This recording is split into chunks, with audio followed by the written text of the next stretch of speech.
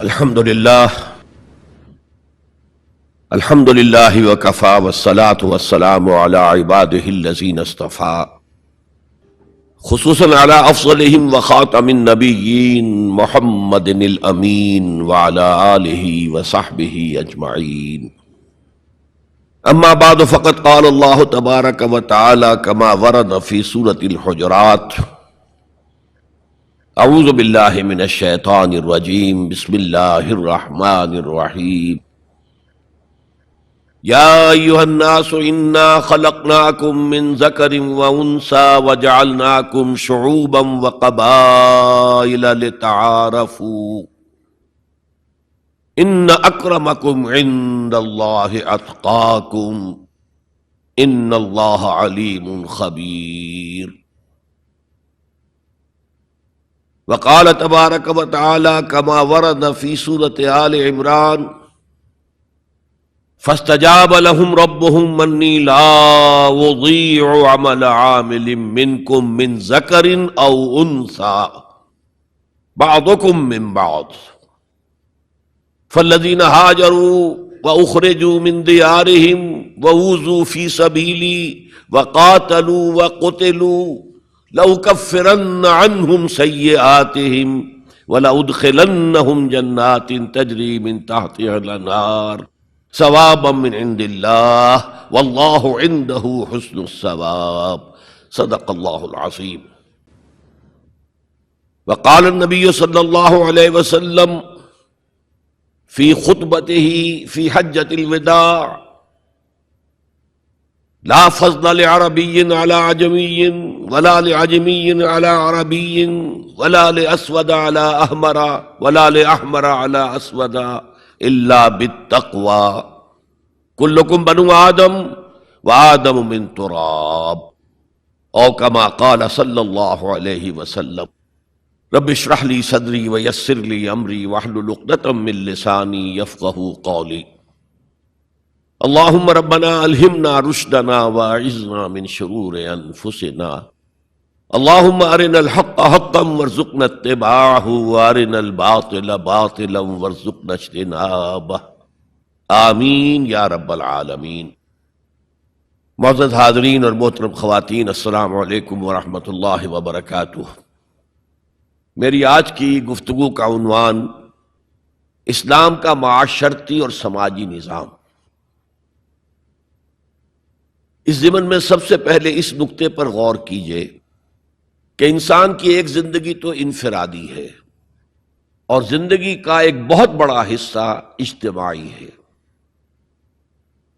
جیسے جیسے تمدن ترقی کرتا گیا، اجتماعیت کا دائرہ پھیلتا گیا، انفرادیت کا دائرہ سمٹتا گیا. چنانچہ آج کو آپ کو معلوم ہے کہ کوئی ریاست ہے، اس کا دستور ہے، اس کا نظام ہے، تمام شہری اس میں جکڑے ہوئے. اور اب تو پوری دنیا جو ہے وہ ایک شہر کے مانند ہو گئی ہے، اور کہا جا رہا ہے کہ یہ گلوبل ولیج ہے، یہ تو ایک گاؤں کی شکل اختیار کر گیا. یہ جو انسان کا اجتماعی نظام ہے، اس کی 4 سطحیں ہیں. سب سے بنیادی سطح جو ہمیشہ سے ہے، چاہے انسان ابھی غاروں میں رہتا ہو، ابھی کوئی اور اجتماعی نظام کی شکل نہیں تھی، لیکن عائلی نظام، مرد اور عورت کا رشتہ، ان کے درمیان ازدواج اور اس سے اولاد کا پھیلنا، یہ اجتماعیت کی پہلی شکل ہے، جس سے کہ خاندان وجود میں آتے ہیں. اس سے ذرا اوپر چلیے تو خاندانوں کے مجموعے کا نام معاشرہ ہے، سوسائٹی ہے. ایک پہلو پھر اسی اجتماعی نظام کا معاشی نظام ہے. کمائی کے کیا ذریعے صحیح ہیں، کیا غلط ہیں، دولت کا کیا استعمال صحیح ہے، کیا غلط ہے. اور سب سے اوپر سیاسی نظام ہے. اب اگر آپ اس کو سمجھیں گے کہ ایک جیسے مثلث ہوتی ہے، نیچے بیس ہے، دونوں طرف سے زاویے جو ہیں اس کے دونوں اضلاع جا رہے ہیں، اوپر مل جاتے ہیں، تو سب سے بڑا جو انسان کی زندگی کا اجتماعی حصہ ہے وہ عائلی نظام ہے، پھر معاشرتی نظام ہے، پھر اس سے کمتر حیثیت معاشی نظام، سب سے کم ترین سیاسی نظام۔ میں یہ ساری باتیں کس لیے بتا رہا ہوں کہ قرآن مجید کا ہر طالب علم جانتا ہے کہ عائلی قوانین جس قدر تفصیل سے قرآن مجید میں بحث کی گئی ہے ان کے بارے میں، اس درجے میں معاشی قوانین کا بیان تو نہیں ہوا۔ سیاسی نظام تو کوئی اسلام نے دیا ہی نہیں، چند اصول دیے ہیں، اللہ کی حاکمیت، مسلمانوں کی خلافت، جہاں اللہ اس کے رسول کا کوئی حکم نہ ہو وہاں باہمی مشورے سے معاملہ طے کرنا، تین اصول ہیں، اللہ اللہ خیر صلی اللہ، ان الحکم الا للہ، اور انی جاعل فی الارض خلیفہ، یا داؤد انا جعلناک خلیفۃ فی الارض، اور امرہم شورا بینہم، جہاں اللہ اور اس کے رسول کا حکم نہیں ہے تو آپ اسمبلی کے ذریعے سے اس طرح چاہیں کاؤنٹنگ آف ووٹ سے، مشورے سے فیصلہ کر سکتے ہیں۔ تین اصول ہیں بس، اس پر ریاست جو ہے وہ پارلیمانی ہو، وہ صدارتی ہو، ان میں سے نہ کوئی واجب ہے نہ کوئی حرام ہے، یونٹری ہو وحدانی، یا فیڈرل ہو یا کانفیڈرل ہو، ان میں سے بھی کوئی چیز نہ واجب نہ فرض نہ حرام، یہ آپ کے اپنی مرضی سے ہے، آپ اپنی باہمی مشورے سے جو لوگ چاہتے ہوں اختیار کر لیں۔ نظام کے بارے میں کوئی سیاسی نظام کا ڈھانچہ ہمیں ایسا نہیں دیا گیا کہ وہ واجب ہے آپ پر، اصول دیے گئے۔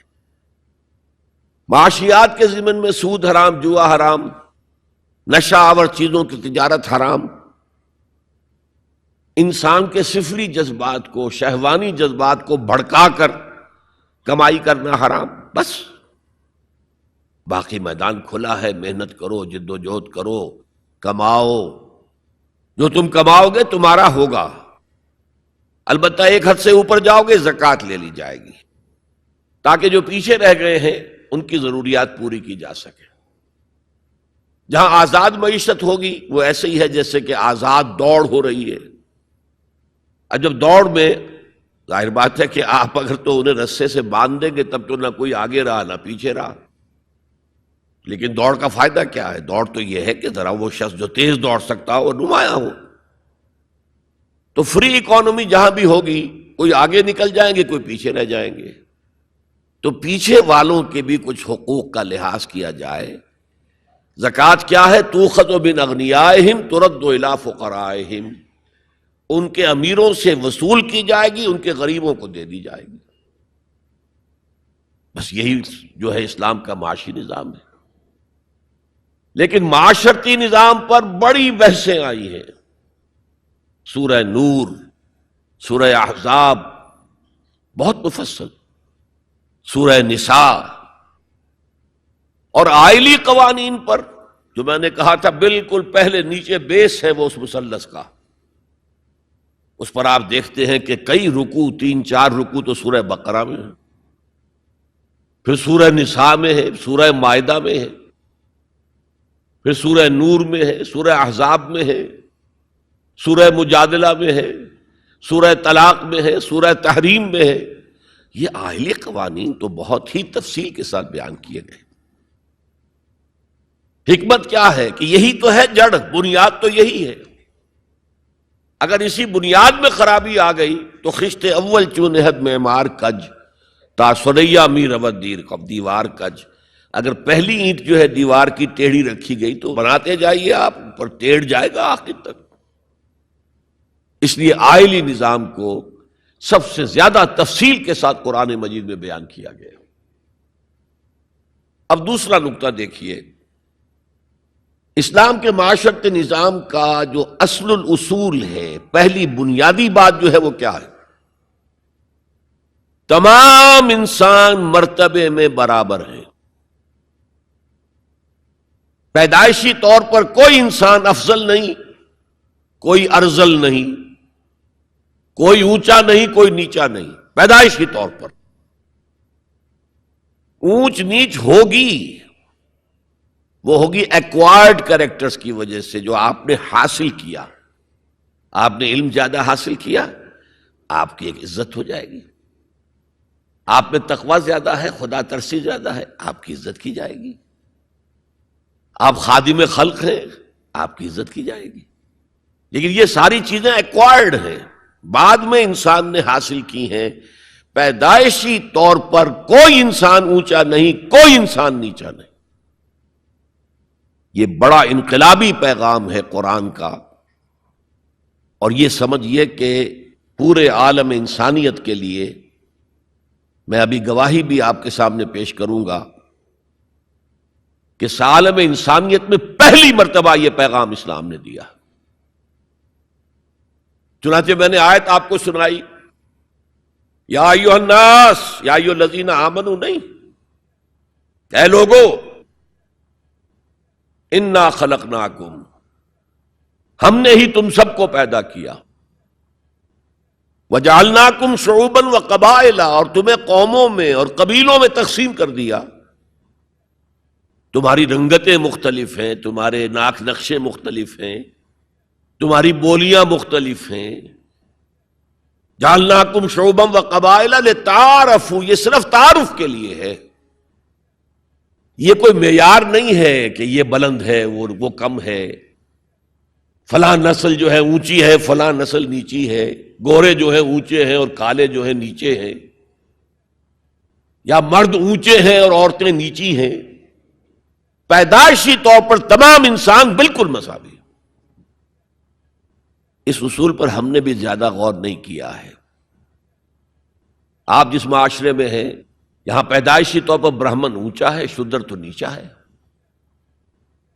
ویسے کوشش ہو رہی ہے، معاشرتی سطح پر کوشش ہو رہی ہے، قانونی سطح پر کوشش ہو رہی ہے کہ ان تصورات کو ختم کیا جائے۔ چنانچہ سب سے بڑھ کر یہ کوشش امریکن سوسائٹی میں ہوئی ہے۔ Any discrimination on the basis of the color of the skin is a crime۔ قانونی اور دستوری طور پر جتنا کچھ ہو سکتا تھا اس معاملے میں وہ امریکہ نے کیا ہے، لیکن آج بھی امریکہ میں کالے اور گورے کے درمیان دلی طور پر منافرت ہے۔ دلوں کو تو قانون نہیں بدل سکتا، قانون تو آپ کے ظاہر پر حکمرانی کر سکتا ہے، اور میں سمجھتا ہوں کہ یہ کریڈٹ دیا جانا چاہیے، انہوں نے غلامی کے خاتمے کے لیے جنگ لڑی ہے، اور ان کے ہاں ڈسکریمنیشن بالکل ختم ہے، قانوناً بہت بڑا جرم ہے۔ پھر بھی حالات کیا ہیں؟ اگر کسی گوروں کی آبادی میں کوئی کالا افرو امریکن آ کر مکان خرید لیتا ہے تو اس آبادی میں جائیداد کی قیمت ایک دم گر جاتی ہے۔ اب وہ سارے گورے وہاں سے بیچ کے اپنے گھر باہر جا کے ٹاؤن شپس علیحدہ آباد کر لیتے ہیں، ان کے ساتھ رہنے کو تیار نہیں ہے۔ کون سا قانون روکے گا انہیں اس سے کہ آپ اپنا مکان نہیں بیچ سکتے، آپ کو یہیں رہنا پڑے گا؟ یہ تو کوئی بات نہ ہوئی۔ چنانچہ جو حضرات امریکہ آتے جاتے رہتے ہیں ان کے علم میں ہے کہ ہر بڑے شہر کا جو ڈاؤن ٹاؤن ہے وہ افرو امریکنز کے قبضے میں ہے۔ بالٹیمور میں چلے جائیے، واشنگٹن میں چلے جائیے، لاس اینجلس میں چلے جائیے، جہاں جائیں گے ڈاؤن ٹاؤن وہ افرو امریکنز کانوں کے قبضے میں ہے، اور سب لوگ باہر نکل کے انہوں نے اپنی بستیاں بسا لی ہیں گوروں نے۔ تو یہ صورتحال، اس میں قرآن مجید کہتا ہے کہ دیکھو لوگوں، تم میں کوئی بنیادی طور پر، پیدائشی طور پر، رنگت کی وجہ سے، نسل کی وجہ سے کوئی نہ افضل ہے نہ مفضول ہے، نہ کوئی اعلیٰ ہے نہ ادنا ہے، کلکم۔ اور اس پر میں نے جو پیش کی ہے گواہی مزید حضور کی حجۃ الوداع کے خطبے سے، لا فضل لعربی علی عجمی ولا لعجمی علی عربی ولا لاسود علی احمر ولا لاحمر علی اسود الا بالتقوی کلکم بنو آدم وآدم من تراب۔ کسی عرب کو کسی اجمی پر کوئی فضیلت حاصل نہیں، حالانکہ عربوں کی گھٹی میں پڑا ہوا تھا کہ ہم بہت افضل ہیں. نطق تو ہمارے پاس ہے، بات ہم کر سکتے ہیں، خطیب ہمارے ہیں، باقی دنیا تو عجمی ہے، گونگے ہیں یہ لوگ. عجم کے معنی کیا؟ گونگے. حضور نے کہا لا فضل لعربی علی عجمی ولا لعجمی علی عربی، عجمی کو بھی، کسی عجمی کو کسی عربی پر کوئی فضیلت نہیں. ولا لأحمر علی اسود، کسی سرخ روح کو، سفید اور سرخ رنگت والے کو کسی سیاہ فام کے اوپر کوئی فضیلت نہیں، نہ کسی سیاہ فام کو کسی گورے پر کوئی فضیلت ہے. میں نے شروع میں جب میں حدیث پڑھتا تھا تو میں حیران ہوتا تھا کہ کیا کوئی کالے بھی یہ سمجھتے ہیں کہ ہم گوروں سے افضل ہیں؟ امریکہ میں جا کے بھید کھلا، وہ تو کہتے ہیں ہم مکمل انسان ہیں، یہ تو کچے ہیں، پکے ہوئے ہی نہیں ابھی. مذاق اڑاتے ہیں ان کے ہاں جو ہے سفید چمڑی والوں کا شدید مذاق اڑتا ہے. تو حضور نے تو کہا تھا 1400 برس پہلے لولا لفضل لاسود علی احمر ولا لاحمر علی اسود، کسی گورے کو کسی کالے پر، کسی کالے کو کسی گورے پر کوئی فضیلت نہیں. کلکم بنو آدم، تم سب کے سب آدم کی نسل ہو. وآدم من تراب، اور آدم مٹی سے بنے تھے علیہ الصلوۃ والسلام. یہ جو نکتہ میں اتنے اہتمام سے بیان کر رہا ہوں، اس کے لیے میں گواہی اب دے رہا ہوں ایچ جی ویلز کی، نام سنا ہوگا آپ نے. وہ زیادہ مشہور تو ہے سائنٹیفک فکشن کے معاملے میں. اس نے اپنے زمانے میں ایسی کہانیاں لکھی، ایسے افسانے لکھے جو آنے والے دور میں سائنس کے جب کہ عروج ہونے والا تھا تو واقعات کے طور پر سامنے آنے والے تھے. سائنٹیفک فکشن، کہانیاں لکھنا، افسانے لکھنا سائنسی بنیادوں پر. لیکن تاریخ عالم پر بھی ان کی 2 کتابیں اس شخص کی جو ہیں وہ بہت ہی عمدہ ہیں، اس میں کوئی شک نہیں. A short history of the world, اور دوسری ہے a concise history of the world. Concise history of the world میں پہلے میں یہ بیان کر دوں کہ اس نے حضور پر بڑے کیچڑ اچھالا ہے. شاطم رسول جیسے آج رشدی ہے یا بنگالی جو ہے تسلیمہ نسرین ہے، یا ایک اور بھی اٹھ کر آ گئی ہے اب، جس طرح وہ کیچڑ اچھالتے ہیں، جس طرح وہ حملے کرتے ہیں، رقیق حملے کرتے ہیں، ایسے ہی ایچ جی ویلز نے بھی کیے ہیں. یہ میں کس لیے بتا رہا ہوں؟ تاکہ یہ بات جو ہے واضح ہو جائے کہ وہ عقیدت مند نہیں ہے، حضور کا دشمن ہے. اور عربی کی ایک کہاوت یہ ہے کہ الفضل ما شہدت بہ الاعداء، دوست اور عقیدت مند تو تعریف کریں گے. کیا کسی مسلمان کے لیے ممکن ہے کہ حضور کی تعریف نہ کرے؟ بلکہ وہ نعتیں پڑھتے ہوئے غلوف بھی کر جائیں گے، کہیں سے کہیں پہنچا دیں گے. ہاں اگر دشمن تعریف کرے تو وہ بات ہے کہ جو قابل غور ہے.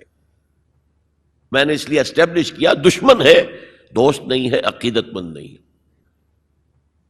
لیکن جو چیپٹر اس کا ہے حضور کی زندگی پر، اس کے آخر میں آ کر خطبہ حجۃ الوداع کا یہ حوالہ اس نے دیا، لا فضل لعربی علی عجمی ولا لعجمی علی عربی ولا لاسود علی احمر ولا لاحمر علی اسود الا بالتقوی.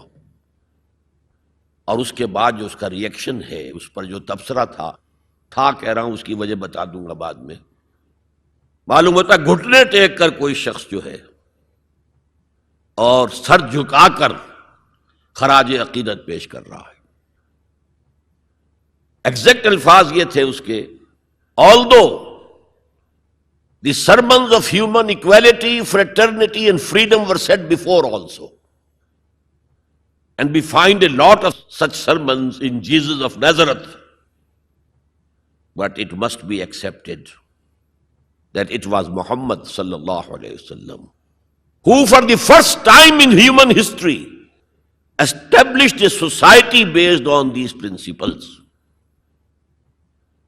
کہ اگرچہ انسانی مساوات، اخوت اور حریت کے واس تو پہلے بھی بہت کہے گئے تھے، بہت کہے گئے تھے، بہت کہے گئے تھے. اب عیسائی ہونے کے باوجود کہتا ہے کہ مسیح ناصری، جیزس آف نازرت، حضرت عیسیٰ علیہ السلام کے ہاں بھی واس تو بہت ہے،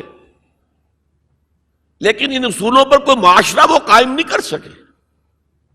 تاریخ انسانی میں پہلی شخصیت محمد کی ہے صلی اللہ علیہ وسلم، جس نے کہ ان اصولوں پر معاشرہ بالفعل قائم کر کے دکھایا۔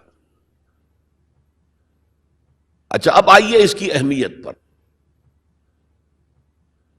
اہمیت یہ ہے کہ آج جیسا کہ میں نے کہا تھا کہ دنیا سکڑتی جا رہی ہے، فاصلے تو کوئی ہے ہی نہیں، اب کوئی معنی ہی نہیں۔ جیسے حدیث میں آیا تھا کہ دجال بات کرے گا ساری دنیا میں سنی جائے گی، آج کوئی دجال صاحب جو ہے واشنگٹن سے تقریر کرتے ہیں اور پوری دنیا میں سنی جاتی ہے۔ اب جو یہ دنیا چھوٹی ہو رہی ہے تو اس کا ایک منطقی تقاضا یہ ہے، یہ جو نیو ورلڈ آرڈر کی بات ہے یہ منطقی ہے، کوئی ایک عالمی ریاست ہونی چاہیے۔ اب یہ چھوٹی چھوٹی ریاستیں، نیشن سٹیٹس وغیرہ، یہ تو لڑتی بھڑتی رہیں گی، اس نے اس کے اوپر چڑھائی کر دی، اس نے اس پر چڑھائی کر دی، تو ایک کوئی عالمی ریاست، گلوبل سٹیٹ قائم ہونی چاہیے۔ لیکن اس کے لیے بنیاد کہاں سے لائیں؟ انسانوں کو جوڑیں کیسے؟ وہ تو نسل کی بنیاد پر جو ہے کٹے ہوئے ہیں، رنگت کی بنیاد پر ان کے دلوں کے درمیان جو ہے بودھ ہے۔ انسانیت کو ایک کرنے والی یا ایک ڈوری میں پرونے والی شے کون سی ہے؟ کون سی ڈوری ہے؟ دیکھیے، انہی حالات کا تقاضا تھا، لیگ آف نیشنز قائم ہوئی تھی، لیکن چونکہ سارے فاصلے جو ہے خارج میں کم ہوئے ہیں، دلوں کے فاصلے جو کہ تو برقرار ہے، ناکام ہو گئی، ختم ہو گئی۔ اقبال نے اس کی موت کی پیشن گوئی کی تھی، بیچاری کئی روز سے دم توڑ رہی ہے، ڈر ہے خبر بد نہ میرے منہ سے نکل جائے، تقدیر تو مبرم نظر آتی ہے ولیکن پیران کلیسا کی دعا ہے کہ یہ ٹل جائے، کسی طرح لیگ آف نیشنز باقی رہ جائے۔ ختم ہو گئی، اب یونائٹڈ نیشنز ہے، بالفعل ختم ہو چکی، سپر پاورز کے مفادات کے تحت۔ اور اب تو وہ سپر پاورز بھی دو نہیں رہی، سپریم پاور جو ہے وہ یونائٹڈ نیشنز کی اکثریت روکنا چاہے وہ نہیں رکتی۔ عراق پر حملے کے معاملے میں کون ساتھ تھا ان کے؟ بائی پاس کیا، دفع ہو جاؤ، ہمیں کوئی حیثیت زبریت نہیں تمہاری۔ تو یہ بھی دم توڑ رہی ہے، یونائٹڈ نیشنز کا وجود کیا رہ جائے گا؟ بیچاری کئی روز سے دم توڑ رہی ہے۔ یہ عراق پر حملے کے ساتھ یہ ہے اس کا دم جو ہے عالم نزاع شروع ہو چکا ہے، ڈر ہے خبر بد نہ میرے منہ سے نکل جائے، تقدیر تو مبرم نظر آتی ہے، تو اٹل نظر آتا ہے کہ یہ فیل ہو جائے گا، ادارہ ختم ہو جائے گا۔ پیران کلیسا کی دعا ہے کہ یہ ٹل جائے، وہاں دعائیں ہو رہی ہیں کہ ابھی یہ برقرار رہے۔ اس پس منظر میں قرآن دو بنیادیں دیتا ہے کہ جو تمام انسانوں کو جوڑنے والی ہیں،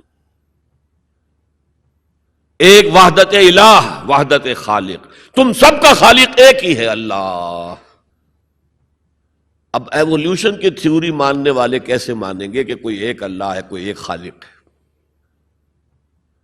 تو نہیں مان سکتے۔ نمبر دو، تم سب ایک ہی جوڑے کی اولاد ہو، یا ایھا الناس انا خلقناکم، اے تمام انسانوں ہم نے تم سب کو پیدا کیا۔ وحدت خالق، وحدت الہ، اس پر سب جڑ جائیں گے آپس میں، ہندی ہو، چینی ہو، پاکستانی ہو، ایرانی ہو، امریکی ہو، کالے ہو، گورے ہو، پیلے ہو، سب اللہ کی مخلوق۔ اگر دل میں اللہ پر یقین ہے تو یہ پھر سارے جو فرق ہیں ایویپوریٹ ہو جائیں گے۔ ایک کالے حبشی کو جس کے گھنگریالے بال تھے، ہونٹ موٹے موٹے تھے، شین ادا نہیں کر سکتا تھا، اشہدو نہیں کہہ سکتا تھا، اشہدو کہتا تھا، بلال۔ اور حضرت عمر فاروق جو اسلام سے پہلے بڑے نیشنلسٹ تھے، اپنی قرشیت پر فخر، اپنے خاندان پر فخر، اور وہ عمر فاروق جبکہ وہ خلیفہ تھے حضرت بلال کا نام نہیں لیتے تھے سیدنا کے بغیر، سیدنا بلال، سیدنا بلال، سیدنا بلال۔ حضرت ابو بکر کے بارے میں فرماتے ہیں ابو بکر سیدنا وآتق سیدنا، ابو بکر خود بھی ہمارے سردار ہیں، انہوں نے ہمارے سردار کو آزاد کرایا تھا خرید کر۔ تو یہ فرق تو جب تک کہ آپ اللہ پر ایمان نہ رکھتے ہوں تو کوئی بنیاد ہی نہیں ہے. ہمارے ان کے درمیان کیا بنیاد ہے؟ پتہ نہیں کون سے قسم کے بندروں کی اولاد جو ہے ہندوستان میں بس رہی ہے اور کون سے قسم کے شمپینزیز کی اولاد جو ہے وہ کہیں اور بس رہی ہے. ان کا تو کوئی رشتہ آپس میں ہے ہی نہیں. پھر یہ کہ وحدت آدم و حوا، انا خلقناکم، نمبر 1 من ذکر و انثی، ایک مرد اور ایک عورت سے پیدا کیا. تو ایک تو اخوت دینی ہے، اخوت اسلامی ہے، وہ تو بڑی اونچی بات ہے. اخوت انسانی، تمام انسان. اب آپ فرمائیے حضرت حوا کے رحم پر جا کر تمام انسان ایک نہیں ہو جائیں گے؟ والدہ کے رحم کے اعتبار سے بہن بھائی جو ہیں وہ بھائی بھائی اور بہنیں ہیں. دادی کے اس پر جائیے تو وہ ایک بڑا کنبہ وجود میں آ جائے گا. چچا تائے کی ساری اولاد اس میں مل جائے گی، اور اسی طریقے سے خالاؤں کی اور پھپھیوں کی اولاد شامل ہو جائے گی. اس سے آگے جائیے، اس سے آگے جائیے، سب جا کر آدم اور حوا پر جمع ہو جائے گی. تو آج جو زمانے کا تقاضا ہے کہ یہ فاصلے کم ہو، نوع انسانی جمع ہو، ایک وحدت ہو جائے، وہ تقاضا صرف اسلام کی بنیاد پر طے ہو سکتا ہے، پورا ہو سکتا ہے. کسی اور کے پاس اس کے لیے کوئی بنیاد نہیں. میں نے کہا تھا نا کہ کسی کالے کو گورے پر نہیں، کوئی گورے کو کالے پر فضیلت نہیں. ساتھ ہی کہا تھا مرد کو عورت پر کوئی فضیلت نہیں. مرد اونچا اور عورت نیچی نہیں ہے. شرف انسانیت کو دونوں ایکولی شیئر کرتے ہیں، وہ بھی ہیومن بینگ، وہ بھی ہیومن بینگ. سورہ آل عمران کے آخر میں ایک لمبی دعا آئی ہے، ربنا اننا سمعنا منادیا ینادی للایمان ان آمنوا بربکم فآمنا. اے رب ہمارے، ہم نے ایک پکارنے والے کی پکار کو سنا کہ وہ ایمان کی صدا لگا رہا ہے، ایمان کی ندا لگا رہا ہے صلی اللہ علیہ وسلم کہ اپنے رب پر ایمان لاؤ. تو ہم ایمان لے آئے. ربنا فاغفر لنا ذنوبنا وکفر عنا سیئاتنا. تو پروردگار ہمارے گناہ بخش دے اور ہم سے ہماری برائیوں کو دور کر دے. وتوفنا مع الابرار، اور اپنے نیکوکار بندوں کے ساتھ ہمارا خاتمہ کیجو. ربنا وآتنا ما وعدتنا علی رسولک، اور پروردگار ہمیں وہ سب کچھ دیجو جس کا وعدہ تو نے اپنے رسولوں کے ذریعے کیا ہے. آپ نے فرمایا جنت اور یہ نعمتیں ہوں گی، ہمیں وہ سب کچھ دیجو. انک لا تخلف المیعاد، تو اپنے وعدے سے ہٹنے والا نہیں ہے. ہمیں یہ اندیشہ نہیں ہے. اندیشہ ہے تو یہ کہ ہم ان وعدوں کا مصداق ثابت ہو سکے یا نہ ہو سکے. تو اپنے فضل کرم سے ان کا مصداق ہمیں بنا دے. اب اس کا جواب سنیے.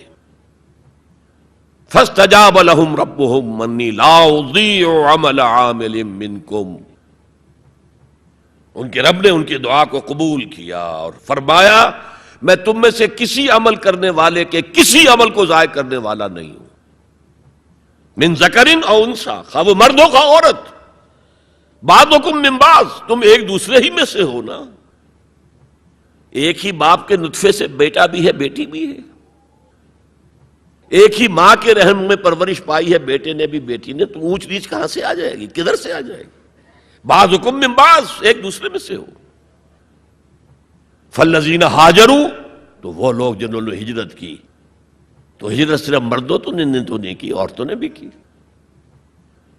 وَأُخْرِجُوا مِن دِيَارِهِمْ، جو اپنے گھروں سے نکالے گئے، ان میں مرد بھی تھے عورتیں بھی تھیں. وَأُوذُوا فِي سَبِيلِي، اور جنہیں میری راہ میں ایذا پہنچائی گئی، ان میں مرد بھی تھے عورتیں بھی تھیں. پہلے شہید ہونے والے 2 میاں بیوی، ایک جوڑا، حضرت یاسر رضی اللہ تعالی عنہ اور حضرت سمیہ ان کی اہلیہ رضی اللہ تعالی عنہ. شدید ترین ٹارچر کیا ابو جہل نے اور پھر شہید کر دیا. وقاتلوا وقتلوا، پھر انہوں نے قتال بھی کیا، اللہ کی راہ میں جنگ بھی کی اور قتل بھی ہوئے. تو ان تمام کاموں کے اندر مرد اور عورت شریک رہے. قتال سے میں نے عرض کیا تھا کہ فرضیت اس کی جو ہے وہ خواتین پر نہیں ہے. اس کے باوجود خواتین نے حصہ لیا، جاتی تھی، مرہم پٹی ان کے ذمے، آخر جنگ میں زخمی ہوں گے، آئیں گے. کوئی مرد اس میں لگیں گے تو ورکنگ جو ہماری طاقت ہے وہ کم ہوگی. پھر یہ کہ آخر خوراک کا بندوبست تو کرنا ہے، کھانے کا جو ہے راشن کا وہ کرتے تھے. تو یہ سب کے سب برابر کے شریک ہیں. سنیے دوبارہ الفاظ، فاستجاب لهم ربهم انی لا اضیع عمل عامل منکم من ذکر او انثى بعضکم من بعض فالذین ہاجروا واخرجوا من دیارهم واوذوا فی سبیلی وقاتلوا وقتلوا لأکفرن عنہم سیئاتہم، میں لازماً دور کر دوں گا ان سے ان کی برائیوں کو، وَلَأُدْخِلَنَّهُمْ جَنَّاتٍ تَجْرِي مِن تَحْتِهَا الْأَنْهَارُ، اور انہیں لازماً داخل کروں گا ان باغات میں کہ جن کے دامن میں ندیاں بہتی ہوں گی. ثوابا من عند اللہ، یہ بدلہ ہوگا اللہ کے پاس سے. واللہ عندہ حسن الثواب، اور یقیناً بہترین بدلہ تو اللہ ہی کے پاس ہے. مساوات مرد و زن کے اس نظریے کو سمجھ لیجئے. دوسرا نظریہ میں بتاؤں گا جو آج دنیا مغرب سے لے رہی ہے، وہ سراسر گمراہی ہے، سراسر گمراہی ہے، سراسر گمراہی. لیکن نیکیوں کے میدان کھولے ہوئے ہیں مردوں کے لیے، عورتوں کے لیے. جو مرد کمائے گا نیکی وہ اس کے لیے ہے، جو عورت نیکی کمائے گی وہ اس کے لیے ہے. انڈیویجویلٹی ہے، فریڈم ہے، فریڈم آف ول ہے، مساوی ہے. اور اسی لیے میں نے یہ جو آیت ہے دیکھیے، اس میں 10 اوصاف میں مردوں عورتوں کو برابر برابر. عام طور پر قرآن کا اسلوب یہ نہیں ہے، اسے عربی میں کہتے ہیں برسبیل تغلیب. ایک مجمع ہے، مرد بھی ہیں عورتیں بھی ہیں، تو مذکر میں خطاب ہوگا، مؤنث کے صیغے سے خطاب نہیں ہوگا. وہ تابع ہیں، ساتھ ہی آ جائیں گے. لیکن یہ آیت دیکھیے کتنی طویل ہے. ان المسلمین والمسلمات، یقیناً فرما بردار مرد اور فرما بردار عورتیں، والمومنین والمومنات، اور صاحب ایمان مرد اور صاحب ایمان عورتیں، والقانتین والقانتات، اور فروتنی اختیار کرنے والے مرد اور فروختنی اختیار کرنے والی عورتیں، والصادقین والصادقات، اور سچ بولنے والے مرد اور سچ بولنے والی عورتیں، والصابرین والصابرات، اور صبر کرنے والے مرد اور صبر کرنے والی عورتیں، والخاشعین والخاشعات، اللہ کے سامنے جھکنے والے مرد اور جھکنے والی عورتیں، والمتصدقین والمتصدقات، صدقہ دینے والے مرد اور صدقہ دینے والی عورتیں، والصائمین والصائمات، اور روزہ رکھنے والے مرد اور روزہ رکھنے والی عورتیں، والحافظین فروجہم والحافظات، اور اپنی شرمگاہوں کی حفاظت کرنے والے مرد اور اپنی شرمگاہوں کی حفاظت کرنے والی عورتیں، والذاکرین اللہ کثیرا والذاکرات، اور کثرت سے اللہ کا ذکر کرنے والے مرد اور کثرت سے اللہ کا ذکر کرنے والی عورتیں. اعد اللہ لہم مغفرۃ واجرا عظیما، اللہ تعالیٰ نے ان سب کے لیے تیار کیا ہوا ہے. اعد اللہ لہم مغفرۃ، ایک تو مغفرت انہیں ملے گی اور اجر عظیم ملے گا. یہ ہے وہ تصور مساوات مرد و زن، کوئی اونچا نہیں کوئی نیچا نہیں. البتہ اب میں اگلے قدم پر آ رہا ہوں. ابھی تک تو افراد کی بات ہو رہی ہے، اب وہ ایک مرد اور ایک عورت شادی کرتے ہیں. یہاں آپ کو سمجھ لینا چاہیے اب وہ برابر نہیں رہے، اس لیے کہ گھر بنانا ہے، خاندان کی بنا ڈالنی ہے، ایک ادارہ ہے، انسٹیٹیوشن آف فیملی ہے، اور کسی انسٹیٹیوشن کے 2 برابر کا اختیار رکھنے والے سربراہ نہیں ہو سکتے. آئی جی 1 ہوگا، ڈی آئی جی 4 ہوں، 5 ہوں، 6 ہوں. کوئی فرم ہے، مینیجنگ ڈائریکٹر 1 ہوگا، آپ 100 ڈائریکٹر رکھ لیں. مینیجنگ ڈائریکٹر 2 نہیں ہو سکتے، کوئی کاروبار چل ہی نہیں سکتا. تو گھر کا ادارہ تو برباد ہو جائے گا اگر آپ نے برابر کر دیا دونوں کے اختیارات کو. آج اس کا مزہ چکھ رہا ہے یورپ اور ویسٹ اور امریکہ. خاندانی نظام ٹوٹ گیا. آج وہ شادی کرتے ہی نہیں، مرد شادی نہیں کرتے. کیوں کریں؟ قانون آپ نے یہ بنا دیا ہے کہ آپ نے آج شادی کی اور 1 مہینے کے بعد آپ اپنی بیوی کو طلاق دیں تو اپنی پوری دولت کا نصف دینا پڑے گا اسے. وہ کہتے ہیں ہم نہیں کرتے یہ. لیکن عورت کی تو ضرورت ہے نا، مرد کی ضرورت عورت ہے، لیکن عورت کی ضرورت بھی تو ہے مرد. مرد کہتا آؤ میرے ساتھ رہو، کھاؤ پیو، میں شادی نہیں کروں گا. وہ یہ کہتے ہیں وی آر لیونگ ٹوگیدر، بس we are not married, we are living together. بچے بھی ہو رہے ہیں. یہ کلنٹن کا 3-4 سال پہلے صدر تھا وہ، تو اس کا جو آیا تھا state of the union address, سال میں 1 دفعہ وہاں کا صدر دیتا ہے، پوری قوم کو خطاب کرتا ہے. اس میں اس نے کہا تھا کہ عنقریب ہماری امریکی قوم کی اکثریت حرام زادوں پر مشتمل ہوگی. اس کے الفاظ حرام زادہ نہیں، اس نے کہا باسٹرڈ نہیں کہا. کیا کہا؟ Born without any wedlock. ماں باپ کے درمیان کوئی شادی کا بندھن ہے ہی نہیں اور بچے پیدا ہو رہے ہیں. یہی تو حرامی کہلاتے ہیں ہمارے ہاں. حرام زادہ کسے کہتے؟ اور یہودیوں نے حضرت مسیح کو کیوں کہا حرام زادہ؟ ان کا کہنا یہ ہے، جھوٹ ہے، بکواس ہے، لیکن کہنا یہ ہے کہ حضرت مریم سلام علیہا کا رشتہ تو ہو گیا تھا. نجار، یوسف نجار ایک بڑھئی تھا، اس سے رشتہ ہو گیا تھا، لیکن ابھی وداعی نہیں ہوئی تھی کہ انہوں نے تعلق زن و شوق قائم کر لیا، تو یہ تو حرام کام ہوا، زنا ہوا، تو ولد الزنا ہے. بہرحال خاندان کا ادارہ تلپٹ ہو کر رہ گیا ہے. بنیادی طور پر اس کے لیے آئلی قوانین جو قرآن نے دیے. میں نے بارہا کہا کہ میں مسلمانان بھارت کو سلام کرتا ہوں. انہوں نے اپنی آئلی قوانین میں آج تک کوئی دخل اندازی نہیں ہونے دی، جبکہ ہمارا حال یہ ہے کہ 1962 میں ایک ڈکٹیٹر، خود ساختہ فیلڈ مارشل، اس نے آئلی قوانین کا آرڈیننس نافذ کیا، جس کو سب نے کہا، شیعہ، سنی، دیوبندی، بریلوی، اہل حدیث، جماعت اسلامی، سب نے کہا یہ غلط ہے اسلام کی روح سے، لیکن کوئی تحریک نہیں چلائی. جان تو کیا دینی تھی، کسی کے نکسیر تک نہیں پھوٹی. وہ آرڈیننس سے قانون بن گیا، اور ضیاء الحق صاحب 11 سال تک اسلام اسلام اسلام اسلام پکارتے چلے گئے، اس آرڈیننس کو ہاتھ نہیں لگایا. قوانین جو کے تو رہے، یہاں تک کہ انہوں نے فیڈرل شریعت کورٹ قائم کی،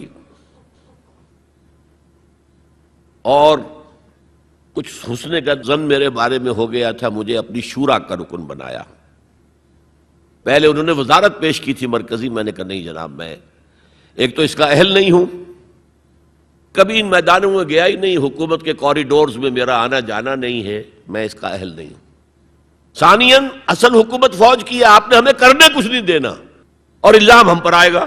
یہ ناکام ہوگا، اس لیے کہ اس سے پہلے کی ایک منسٹری تھی جس میں جماعت اسلامی اور جمعیت علماء اسلام کے وزراء تھے، اور ان دونوں کو داغدار کر کے اس نے نکال باہر کیا تھا. یہ کوئی کام نہیں کر سکے. بھائی کام تم کرنے دو تو کرے. تم تو کہتے ہو میری کانسٹیچوئنسی تو فوج ہے، یہ تو فوج کو راضی رکھنا ہے. بہرحال میں نے ان سے کہا تھا یہ ہے 2 جولائی سن 82 کی بات. میں نے کہا آپ اپنے ماتھے پر کلنک کا ٹیکا لیے پھر رہے ہیں. اور مجھے خیال بھی آیا کہ میں نے یہ کیا کیا، یہ تو میں نے تو محاورہ استعمال کیا تھا. ان کی پیشانی پر محراب تھا. میں نے سوچا یہ ناراض ہو نہیں ہوا، وہ اس معاملے میں بہت ٹھنڈے آدمی تھے، بہت متحمل مزاج. کہلے کیوں کہہ رہے ہیں آپ یہ؟ میں نے کہا دیکھیے آپ نے فیڈرل شریعت کورٹ بنائی، اس میں اپنے ہینڈ پکڈ علماء رکھے. تقی عثمانی کس کا چوائس ہے؟ آپ کا. پیر کرم شاہ کس کا چوائس ہے؟ آپ کا. ملک غلام علی کس کا چوائس ہے؟ آپ کا. اور اس کورٹ کے بھی ہاتھ باندھ دیے.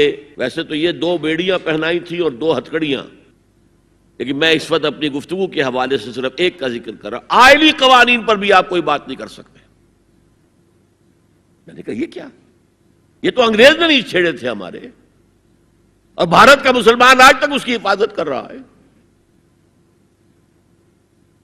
میں نے کہا دیکھیے یہ غلام احمد پرویز نے بنوائے تھے جو منکر حدیث تھا، اور اس کا اثر تھا چونکہ وہ گورنمنٹ آف پاکستان میں ڈپٹی سیکریٹری تھا کسی مرکزی محکمے میں، وہ اس کے زیر اثر جو ہے ایوب خان نے وہ قوانین بنائے۔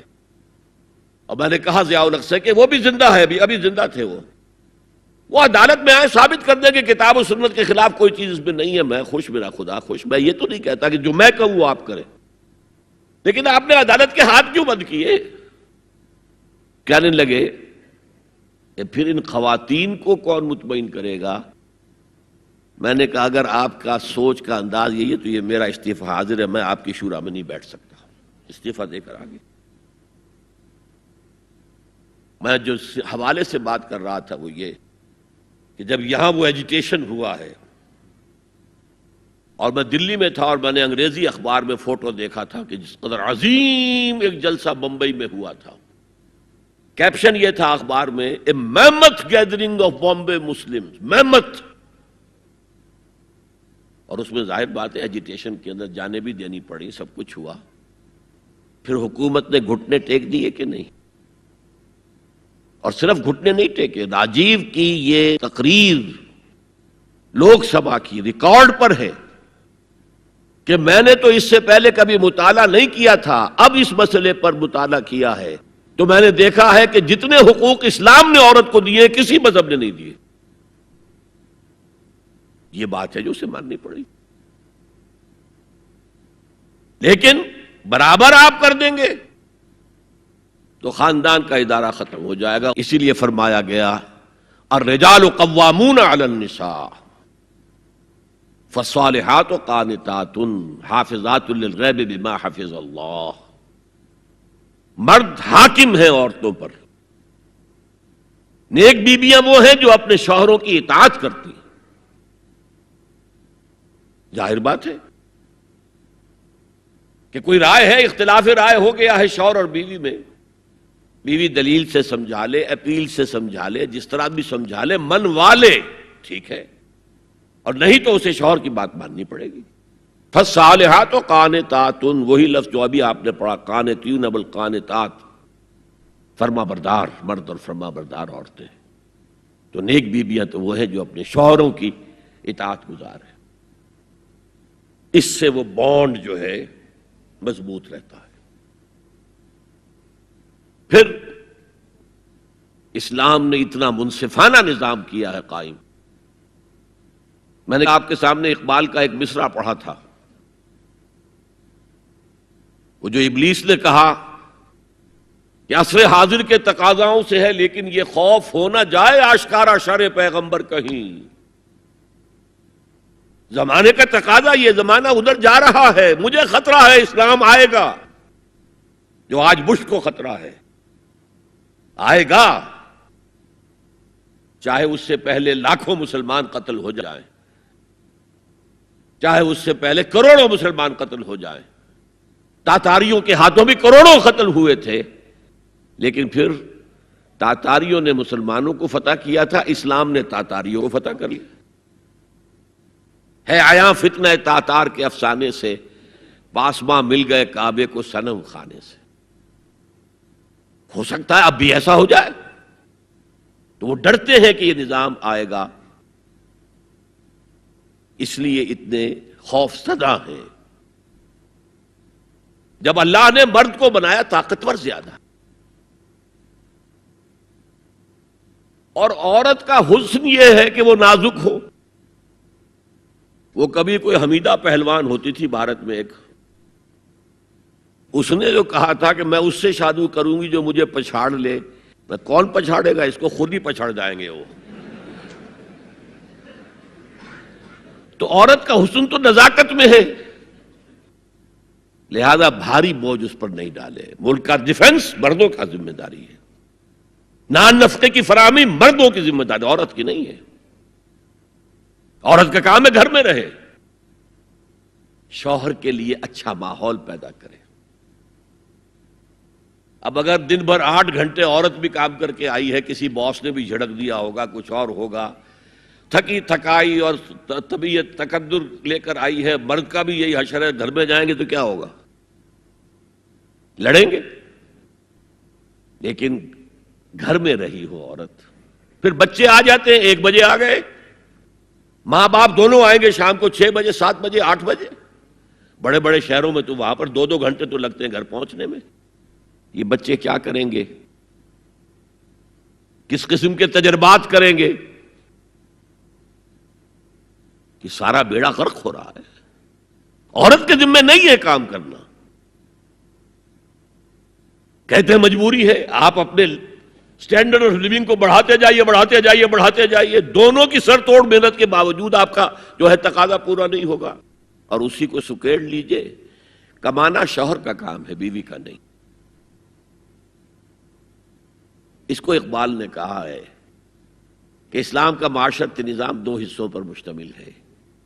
حافظ ناموس زن، ایک تو عورت کی عصمت و عفت کی حفاظت. مرد آزماں، مرد کے اوپر چیلنج ہے، بھاری بوجھ تمہیں اٹھانے ہیں. مرد آزماں مرد آفرین، بھاری کام سارے مردوں کے لیے ہیں. عورت گھر میں رہے. اور آج بھی امریکہ میں جو اسٹے ایٹ مومز کہلاتی ہیں، وہ مائیں جو گھروں میں رہتی ہیں، ان کا بہت بڑا ان کا مقام ہوتا ہے، ان کے بچوں کی تربیت جو ہو سکتی ہے.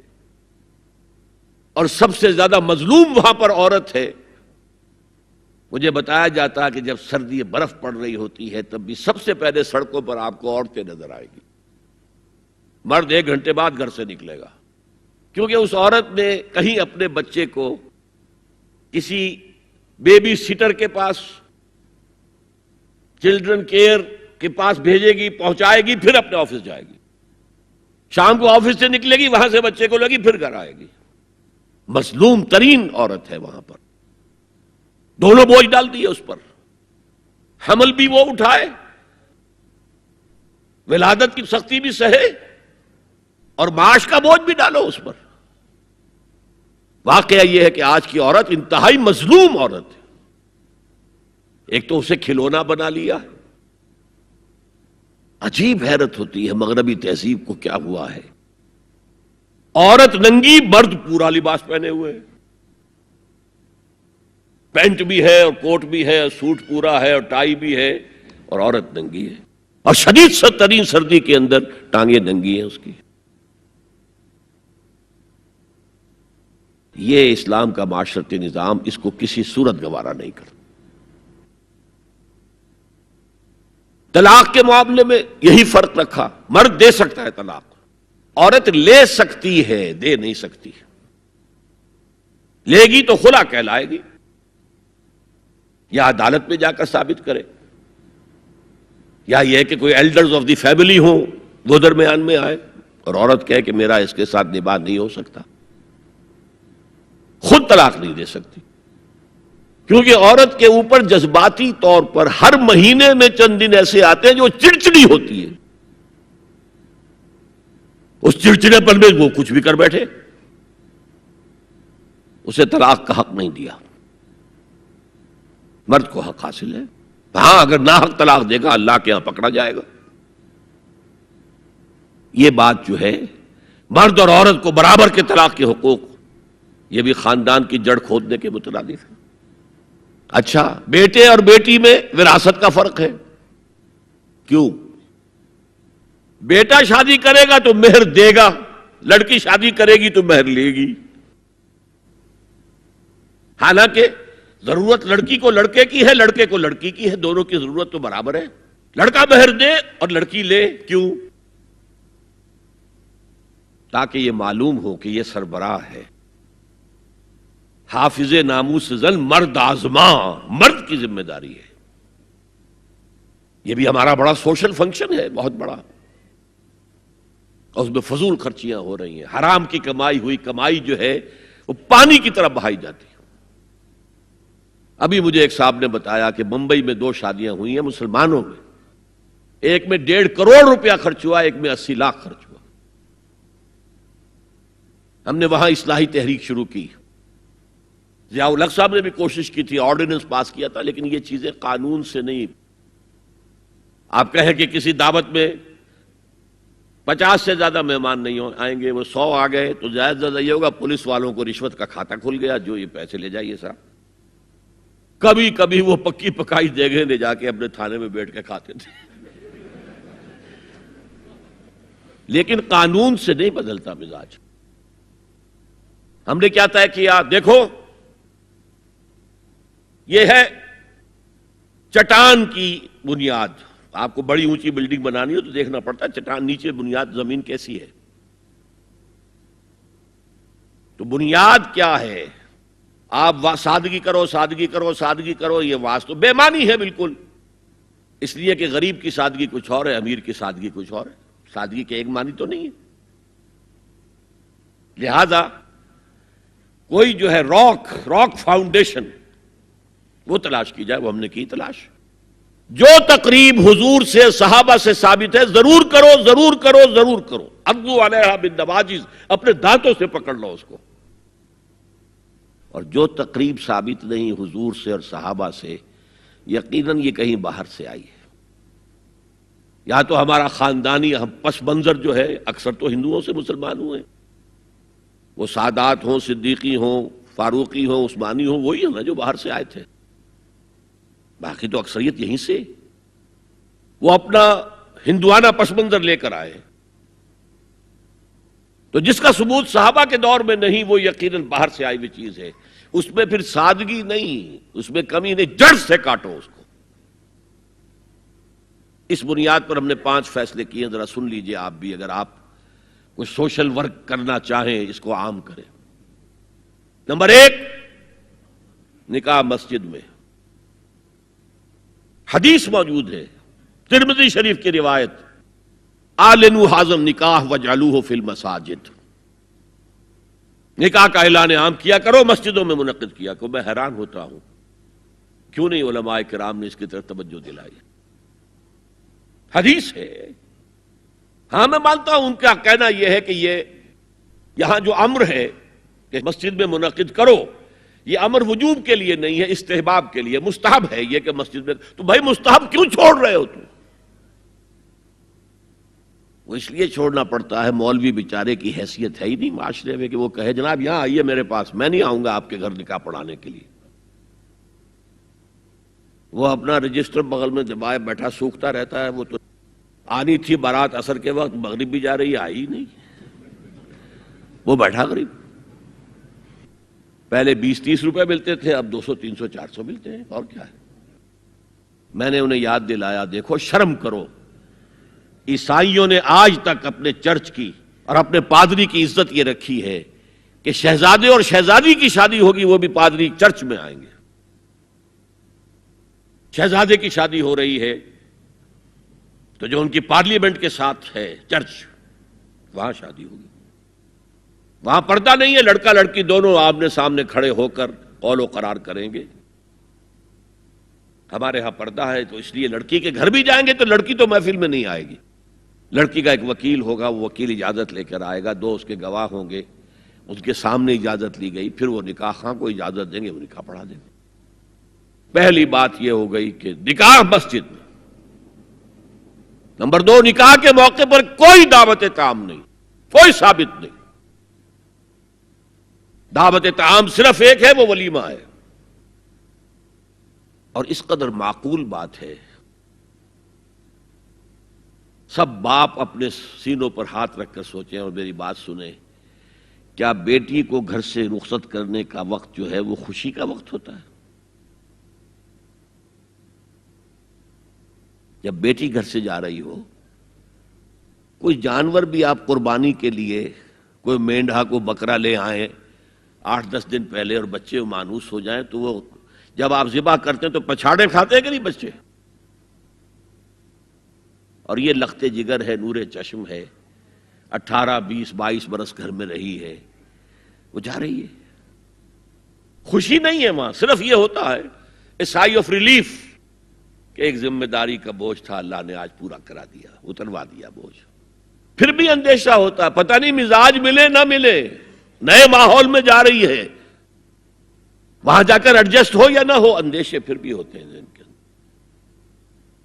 تو ان سے مرغ پلاؤ کھانا اور متنجن کھانا کوئی معقول بات نہیں ہے.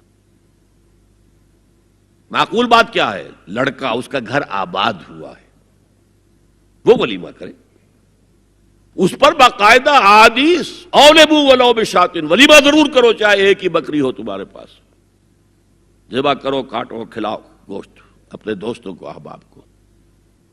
یہاں تک کہا کہ بیسا طعام الولیمہ، برا کھانا ہے ولیمے کا کہ اس میں غریبوں کو نہیں بلایا جاتا.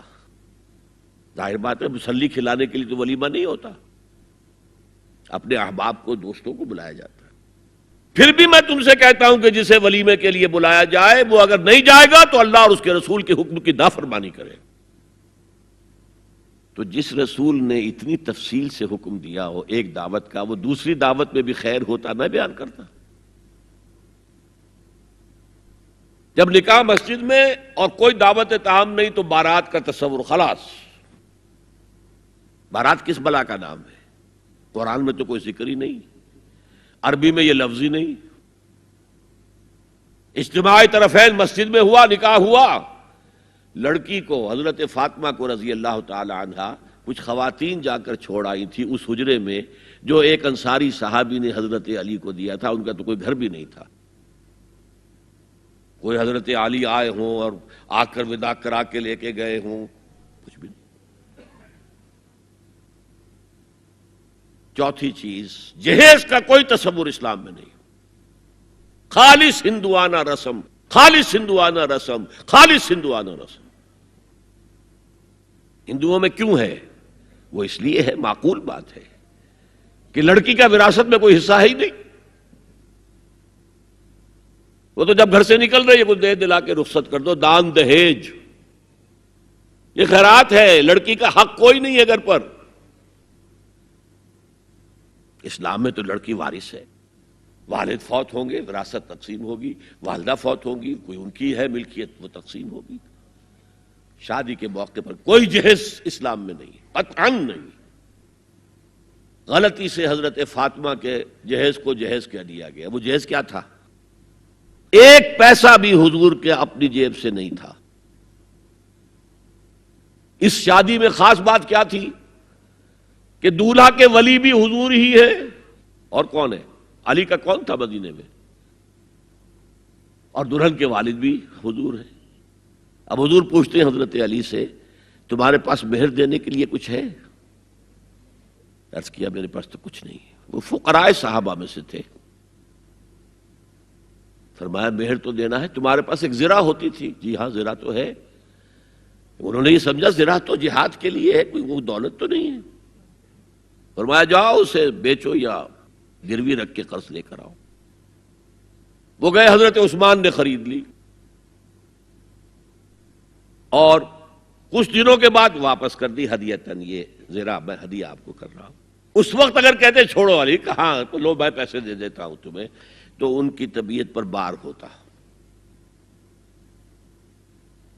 اس پیسے سے حضور نے کچھ پیسے گھر بھیجے اندر، دلہن کو ذرا تیار کر دو.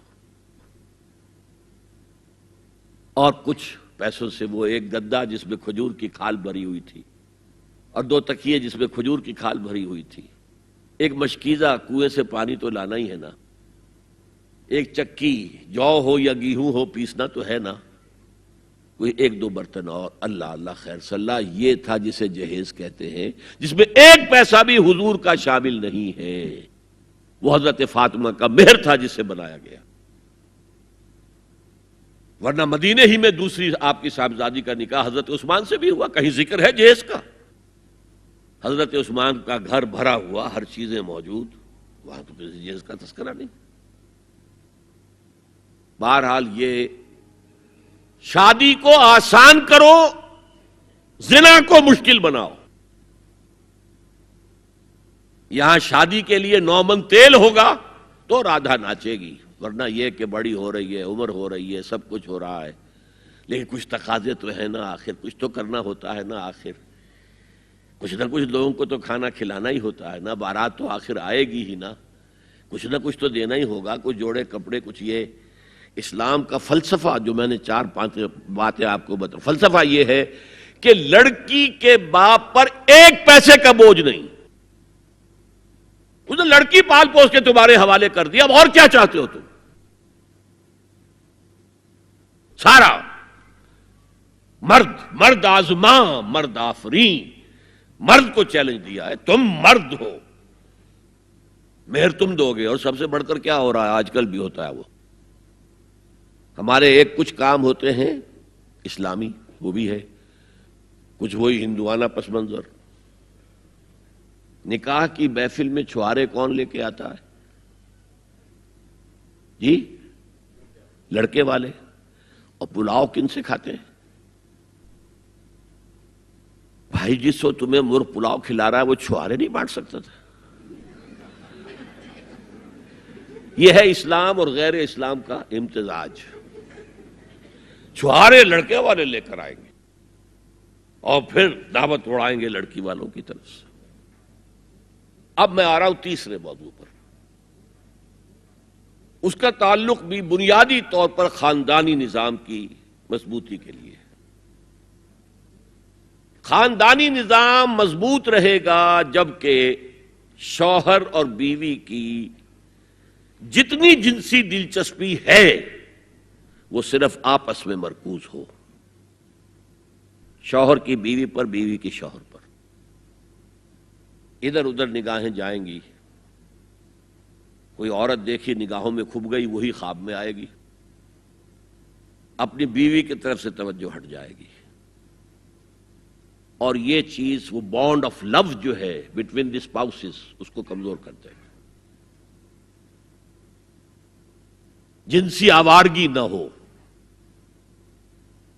عورت کو چھپا کر رکھا جائے، وہ مستورات ہمارے ہاں کہلاتی تھی، مستورات۔ پردے کا جو احکام ہے اس جنسی بے راہ روی کو روکنے کے لیے، حسن کہتے ہیں عربی زبان میں قلعے کو، اور جو عورت ان تمام پردوں میں ہے، پردے کہہ رہا ہوں میں، ایک نہیں، اس کو محسنہ کہتے ہیں کہ وہ قلعے کے اندر ہے۔ یا تو وہ خاندان کے اندر رہ رہی ہے، بھائیوں کی اور باپ کی پشت پناہی حاصل ہے اسے، وہ اس کی عصمت و عفت کے محافظ ہیں، یا وہ شوہر کے گھر میں آ گئی ہے تو وقرن فی بیوتکن، اپنے گھروں کے اندر رہو وقار کے ساتھ، تو وہ ایک قلعے کے اندر ہے، محسنات۔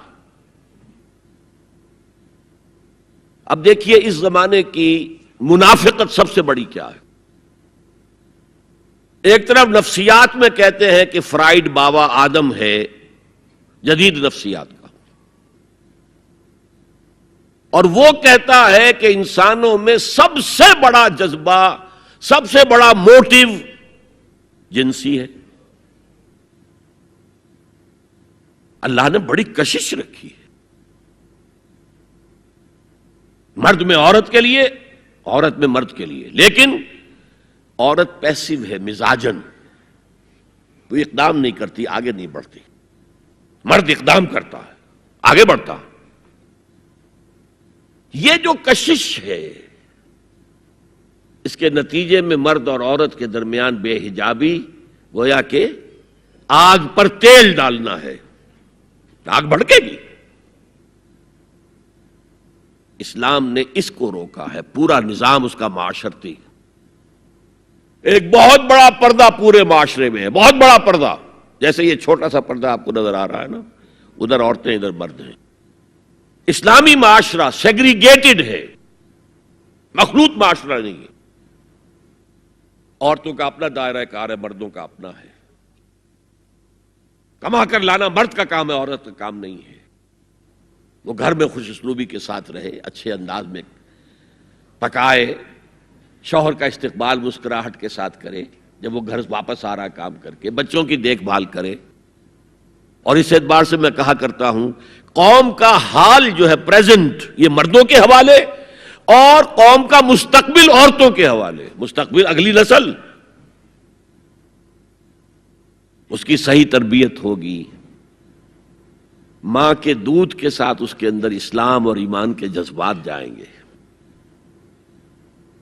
آج تو وہ دودھ پلانا بھی ختم ہوا، بوتل کا دودھ، ڈبے کا دودھ،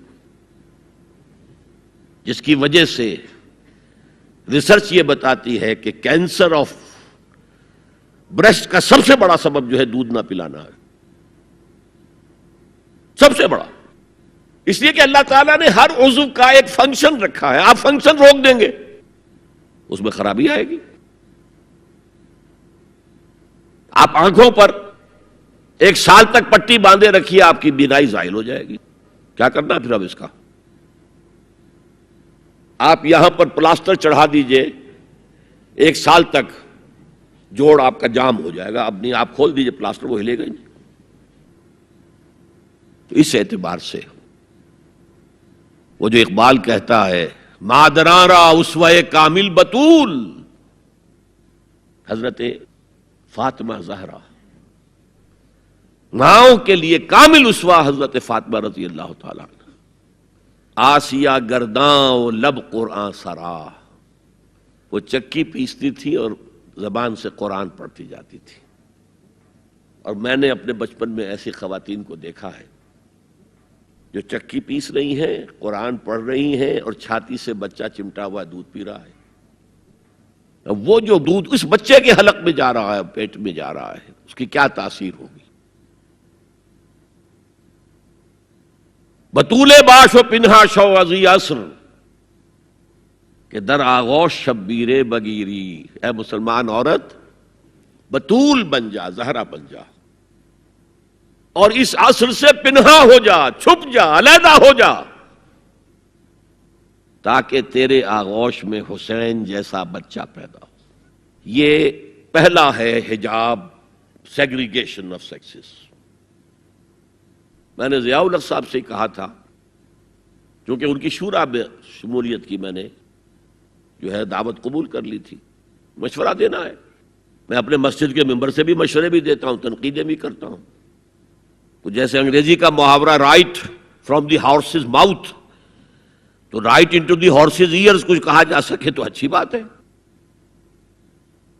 میں نے ان سے کہا آپ نے پی آئی اے کو ڈرائی کر دیا، شراب بند کر دی، اچھا کام کیا، بہت عمدہ کیا۔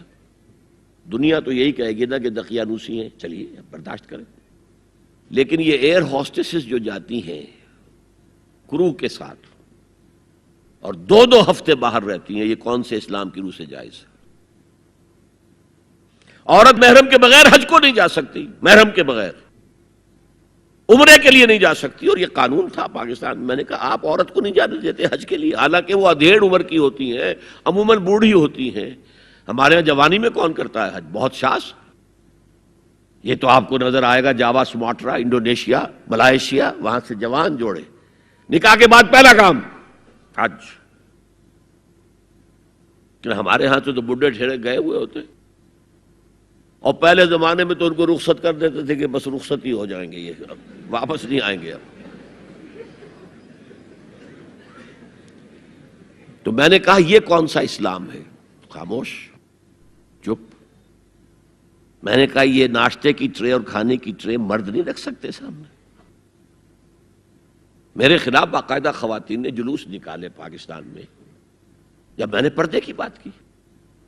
گورنر سندھ کی بیوی جو ہے اس نے لیڈ کیا جلوس کو، مطالبہ کیا کہ ان کی ٹیلی ویژن کے اوپر جو ہے ان کا سامنے آنا بند کیا جائے۔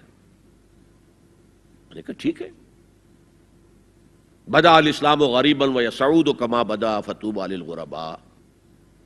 اسلام شروع ہوا تھا تو اسی حالت میں تھا کہ کوئی اس کو جانتا پہچانتا نہیں تھا، پھر جب اسلام غالب ہو گیا تو طاقتور کے تو سبھی دوست تھے، سبھی پہچاننے والے، لیکن ان قریب اسلام پھر غریب ہو جائے گا۔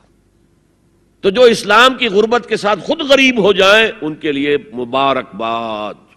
اسلام کا دامن نہ چھوڑیں، چاہے انہیں کہا جائے کہ یہ تو بڑے ہی دقیانوسی لوگ ہیں، بڑے کٹر لوگ ہیں۔ میں نے اس زمانے میں چیلنج کیا تھا، مجھے بتاؤ کیا فرق واقع ہوتا ہے؟ آپ کہیں گے عورتوں کو اگر ہم گھر میں بٹھائیں تو ہماری اکانومی سفر کرے گی، آدھی ہماری جو ہے لیبر وہ کام نہیں کرے گی۔ میں نے کہا where there's a will there's a way۔ Cottage industry کا انتظام کرو، نمبر 1، گھروں میں بیٹھ کر کام کریں۔ دوسری جنگ عظیم کے دوران ایک بڑا علاقہ تھا دلی میں جس کا ہر گھر کارخانہ بنا ہوا تھا، کرخندار، یہ ایک قوم کا نام پڑ گیا، کرخندار۔ چھوٹی چھوٹی مشینیں لگی، کہیں بٹن بن رہے ہیں، کہیں بکسوئے بن رہے ہیں، کہیں نکریں سل رہی ہیں، کہیں پینٹیں سل رہی ہیں، کہیں جو ہے کرتے سل رہے ہیں، قمیضیں۔ صبح کے وقت ٹرک آیا، خام مال دے گیا، شام کو آیا، تیار مال لے گیا۔ عورت نہ گھر سے نکلی نہ باہر گئی، کچھ نہیں، اور کام کیا، کما لیا۔ کاٹیج انڈسٹری کا انتظام کرو۔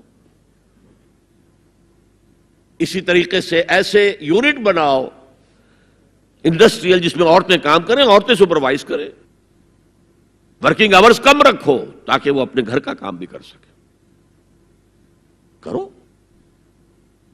عورتوں کے ہسپتال میں عورتیں مرد، عورتیں مریض، عورتیں ڈاکٹر، عورتیں مریض، عورتیں نرسز۔ مردوں کے ہسپتال میں فیمیل نرسز کا کیا کام ہے؟ کیا میل نرسز نہیں ہوتے؟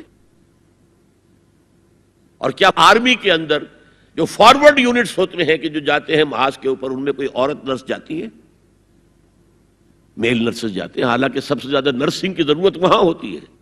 کسی کا بازو اڑ گیا ہے، کسی کی ٹانگ اڑ گئی ہے، کسی کی پیٹ میں آ کر کسی بم کا ٹکڑا جو ہے لگایا، انتڑیاں باہر نکلی ہوئی ہیں، تو نرسنگ سب سے زیادہ وہاں ضروری ہے۔ وہاں تو فیمیل نرسز نہیں ہوتی، میل ہوتے۔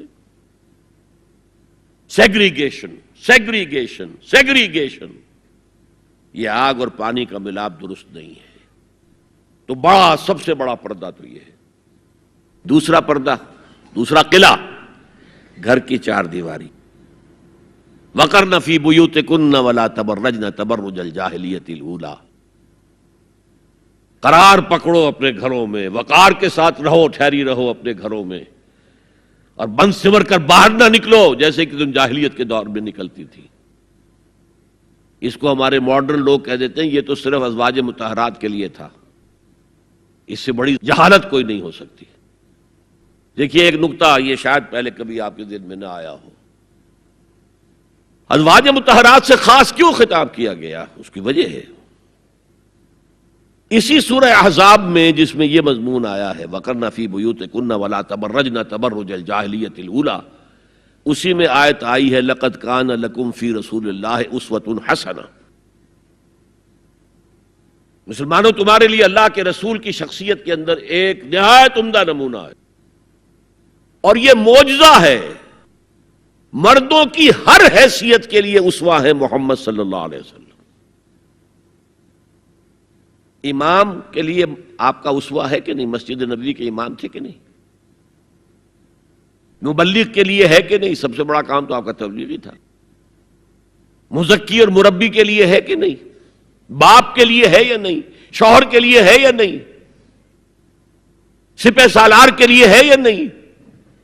قاضی القضات کے لیے ہے یا نہیں؟ مرد کی ہر حیثیت کے لیے اسوہ ہے۔ آخر عورت کی نسوانی زندگی کے لیے تو حضور رسوا نہیں بن سکتے، یہ خلا ہے۔ مرد کے لیے کامل اسوہ، عورت کے لیے بھی اسوہ، لیکن اس کی خاص نسوانی زندگی کے لیے اسوہ نہیں۔ اس خلا کو پر کیا ازواج مطہرات سے۔ لستن کاحد من النساء، اے محمد کی بیوی تم عام عورتوں کے مانند نہیں ہو۔ پھر جو احکام دیے گئے ہیں وہ سب کے لیے ہیں، لیکن اس میں چیریٹی بگنز ایٹ ہوم، گھر سے شروع کرو۔ سب سے پہلے خواتین، حضور کی بیویاں جو ہے وہ مخاطب ہیں۔ اور اے مسلمانوں، اگر حضور کی بیویوں سے کوئی چیز مانگنی ہو تو حجاب کے پیچھے سے مانگو، رو در رو مت ہو۔ فَاسْأَلُوهُنَّ مِنْ وَرَاءِ حجاب، یہ دوسرا قلعہ ہو گیا۔ حافظ ناموس زن، مقصد کیا ہے؟ عورت کی عزت، عورت کی عصمت، عورت کی عفت کی حفاظت۔ تیسرا جسے ہم ستر کہتے ہیں، عورت گھر میں بھی ہے، گھر میں ہے، اور وہاں صرف محرم آئیں گے، نامحرم نہیں آئیں گے. محرموں کی اتنی لمبی لسٹ دی گئی ہے، اللہ نے کس لیے دی ہے؟ کیا قرآن مجید میں لفاظی ہے؟ ایک ایک لفظ گنجینہ معنی کا طلسم اس کو سمجھیو جو لفظ کے غالب میرے اشعار میں آوے. غالب نے تو تعلی کی ہے، اللہ کے کلام میں تو یہ بات صحیح ہے نا. گھر کے اندر نامحرم نہیں آئے گا. گھر میں اگر وہی ایک بیٹی تھی جو آپ نے اپنے داماد کو دے دی ہے اور کوئی اور بیٹی نہیں ہے تو داماد گھر میں آ سکتا ہے ورنہ نہیں آ سکتا. سالی سے اس کا پردہ ہے، دیور سے بھابھی کا پردہ ہے، چچا زاد بھائی بہنوں کا پردہ ہے. چچا سے پردہ نہیں ہے، ماموں سے پردہ نہیں ہے، چچا زاد پردہ ہے، ماموں زاد پردہ ہے، خالہ زاد پردہ ہے، پھوپھی زاد پردہ ہے. یہ سارے احکام کس لیے دیے گئے؟ گھر کے اندر بھی ستر اور نگاہیں نیچی. مولانا حمید الدین فراہی نے ایک نکتہ بیان کیا کہ سورہ احزاب میں جو پردے کا بیان ہے وہ ہے گھر سے باہر کا پردہ. جب اے نبی کہہ دیجئے قل لازواجک و بناتک و نساء المؤمنین یدنین علیہن من جلابیبہن. جلباب کہتے تھے ایک بڑی چادر. کوئی عربوں کی تہذیب میں موجود تھی دو چیزیں. گھر میں ان کے ایک دوپٹہ ہوتا تھا جسے خمار کہتے تھے. خمار، خمرہن کا لفظ آیا ہے سورہ نور کے اندر. گھر سے باہر نکلتی ہوئی وہ اپنا پورا وجود ایک چادر میں لپیٹ لیتی تھی لیکن چہرے کا پردہ نہیں تھا. اب فرمایا گیا اے نبی اپنی بیویوں سے اور اپنی بیٹیوں سے اور اہل ایمان کی بیویوں سے. اب بات آگے بڑھ رہی ہے، اہل ایمان کی بیویاں شامل ہو گئی اس لیے کہ تو ساری بات ہی ازواج مطہرات سے جو ہو رہی ہے اس لیے ہو رہی ہے کہ وہ اسوہ بنے مسلمان خواتین کے لیے. ان سے کہہ دیجئے وہ اپنی چادروں کے پلو لٹکا لیا کریں. یہ جو گھونگھٹ کا تصور بعد میں ہوا ہے یہ ہے تیسرا پردہ. سطر کی حد تک ہے سطر آپ نے، اور اس میں بھی کیسے کیسے احکام دیے گئے. لباس وہ پہنو جو ڈھیلا ہو، تنگ نہ ہو، ٹائٹ نہ ہو، جو جسم کے نشیب و فراز کو واضح کر رہے ہو. اتنا باریک نہ ہو کہ جسم جھلک رہا اس میں سے. اور اس پر اضافہ وَاضْرِبْنَا بِخُمُرِهِنَّ عَلَى جُيُوبِهِنَّ. اپنے گریبانوں کے اوپر اپنی اوڑھنیوں کے، یہ خمار آ گیا کہ اوڑھنی ہوتی ہے، اس کے بکل مار لو تاکہ نسوانی حسن کا ایک بڑا حصہ ہے یہ چھاتی جو ہے اس کو اور ایک کور ایڈیشنل مل جائے. کرتا تو ہے ہی لیکن وَاضْرِبْنَا بِخُمُرِهِنَّ، خمار کی جمع خمر. سورہ احزاب میں آیا جلابیب، جلباب کی جمع، وہ بڑی چادر جس میں لپٹ کر گھر سے نکلتی تھی. لیکن یہ کہ یہاں پر خمرہن، خمار کہتے ہیں اوڑھنی کو جو گھر میں بھی استعمال ہوتی ہے، تو وہ سر پر بھی ہو اور اس کا ایک بکل جو ہے تمہاری سینے پر بھی آ جائے، ایڈیشنل کورنگ. اس کے باوجود بھی نگاہیں نیچی رکھو. باپ کی نگاہ بھی نہ پڑے تمہارے نسوانی حسن پر، وہ بھی مرد ہے. بھائی کی نگاہ نہ پڑے. اہل ایمان تم بھی اپنی نگاہیں نیچی رکھو اور اہل ایمان عورتوں تم بھی اپنی نگاہیں نیچی رکھو. اور آج انسسٹ جو ہے، باپ کا بیٹی سے ملوث ہو جانا اور بیٹے سے ماں کا ملوث ہو جانا اور بہنوں اور بھائیوں کے درمیان، یہ اس قدر پھیل چکا ہے. امریکہ کے اندر وہاں سب سے مہنگے ڈاکٹر جو ہے وہ سائیکیٹرسٹ ہیں، سب سے مہنگی دوائیاں جو ہیں وہ دماغ امراضی کی ہیں. اور وہ سائیکیٹرسٹ کہتے ہیں کہ انسسٹ جو ہے، حرام رشتوں کے اندر جو ہے اگر زنا کا معاملہ ہو رہا ہو تو یہ سب سے بڑا سبب ہے دماغی امراض کا اس معاشرے کے اندر. فطرت کے خلاف جو کام ہوتا ہے، طبیعت یہ بات تو کرتی ہے نا، شوق تو ہوتا ہے، پھر دماغی توازن کھو بیٹھتے ہیں. یہ ہے 3 پردے ہیں مسلمان عورت کے، جس کو آج بالکل ختم کرنے پر مغرب تلا ہوا ہے، اس لیے کہ کسی بلی کی دم کٹ جائے تو وہ چاہے گی کہ سب کی کٹ جائے۔ ان کا بیڑا غرق ہو چکا ہے، ان کی تہذیب ختم ہو چکی ہے، تہذیب نہیں ہے آج ان کے پاس، خاندانی نظام ختم ہو چکا ہے۔ بوڑھے والدین کو لے جا کے اولڈ ہاؤسز کے اندر پھینک دیا اور وہ سال بھر ترستے رہتے ہیں، کوئی نہ بیٹا آتا ہے نہ بیٹی آتی ملنے، بس ٹھیک ہے نا، ہم نے فریج دے رکھا ہے، سب کچھ سامان وہاں پہ ہوتا ہے، ٹیلی ویژن دے رکھا ہے، اپنا وقت گزاریں، اپنے بیٹوں بیٹیوں کو دیکھنا نصیب نہیں ہے۔ اب تو یہاں تک نوبت آئی ہے کہ پہلے کم سے کم یہ ہوتا تھا کہ کرسمس پر یقینی ہو جاتا تھا کہ بیٹا بیٹی ملنے آئیں گے، اب وہ بھی نہیں ہے۔ خاندانی نظام کیسے قوی ہوگا؟ لڑکا ایک خاص عمر کا ہوا، جاؤ اب نکلو گھر سے، اب جاؤ اپنی کوائی کرو اور کھاؤ، ہم سے معاملہ ختم ہے۔ لڑکی جاؤ، تو ظاہر بات ہے کہ لڑکا لڑکی بھی پھر وہی کریں گے، بعد میں اٹھا کر پھینکیں گے آپ کو، گھر میں نہیں رکھ سکتے، ہماری آزادی میں مخل ہوتے ہیں۔ تو معاشرتی نظام، میں نے آپ سے عرض کیا، پہلا اصول کیا تھا؟ تمام انسان مساوی، اور اس پر گواہی میں نے کس کی دی؟ شاتم رسول ایچ جی ویلز کی۔ اس میں ایک وضاحت رہ گئی تھی، جو تازہ ایڈیشن اب مارکیٹ میں ہے اس میں سے یہ پیسج نکال دیا گیا ہے جو میں نے آپ کو سنایا۔ جو نئے ایڈیٹرز ہیں ان کے حلق سے یہ کڑوی گولی نہیں اتری کہ ایچ جی ویلز کا یہ جملہ بھی شامل رہنے دیا جائے، نکال دیا گیا۔ تو ایسا نہ ہو کہیں آپ جدید کوئی ایڈیشن دیکھیں اور اس میں تلاش کریں، نہ ملے تو آپ سمجھیں کہ میں نے کوئی غلط بات آپ سے کہی ہے۔ لائبریریوں میں پرانے ایڈیشن مل جائیں گے، جائیے اور دیکھیے، a concise history of the world میں جو حضور کا چیپٹر ہے کھول کر پڑھیے، آپ کو مل جائے گا جملہ۔ Although the sermons of human equality, fraternity and freedom were said before also, and we find a lot of such sermons in Jesus of Nazareth, but it must be accepted that it was Muhammad sallallahu alaihi wasallam who for the first time in human history established a society based on these principles. اور یہ مساوات انسانی مرد اور عورت کے درمیان بھی ہے، فرق انتظامی ہے، سو نوٹ کر دیجئے۔ ایک دفتر میں ایک افسر ہے، ایک کلرک ہے، ایک چپڑاسی ہے، بحیثیت انسان برابر ہے، اس انتظامی سٹرکچر میں تو برابر نہیں ہے۔ آفیسرز کے اختیارات کیا ہیں، چپڑاسی کے کیا ہیں، کلرک کے کیا ہیں، حالانکہ ایز سٹیزنز آف اسٹیٹ برابر ہے، ایک ووٹ اس کا ایک ووٹ اس کا ہے۔ کیا آفیسر کے 4 ووٹ ہیں؟ چپڑاسی کا 1 ہے؟ نہیں، 1 ووٹ برابر ہے۔ As citizens of the state they are equal, لیکن جہاں کام کر رہے ہیں وہاں تو ایکول نہیں ہے۔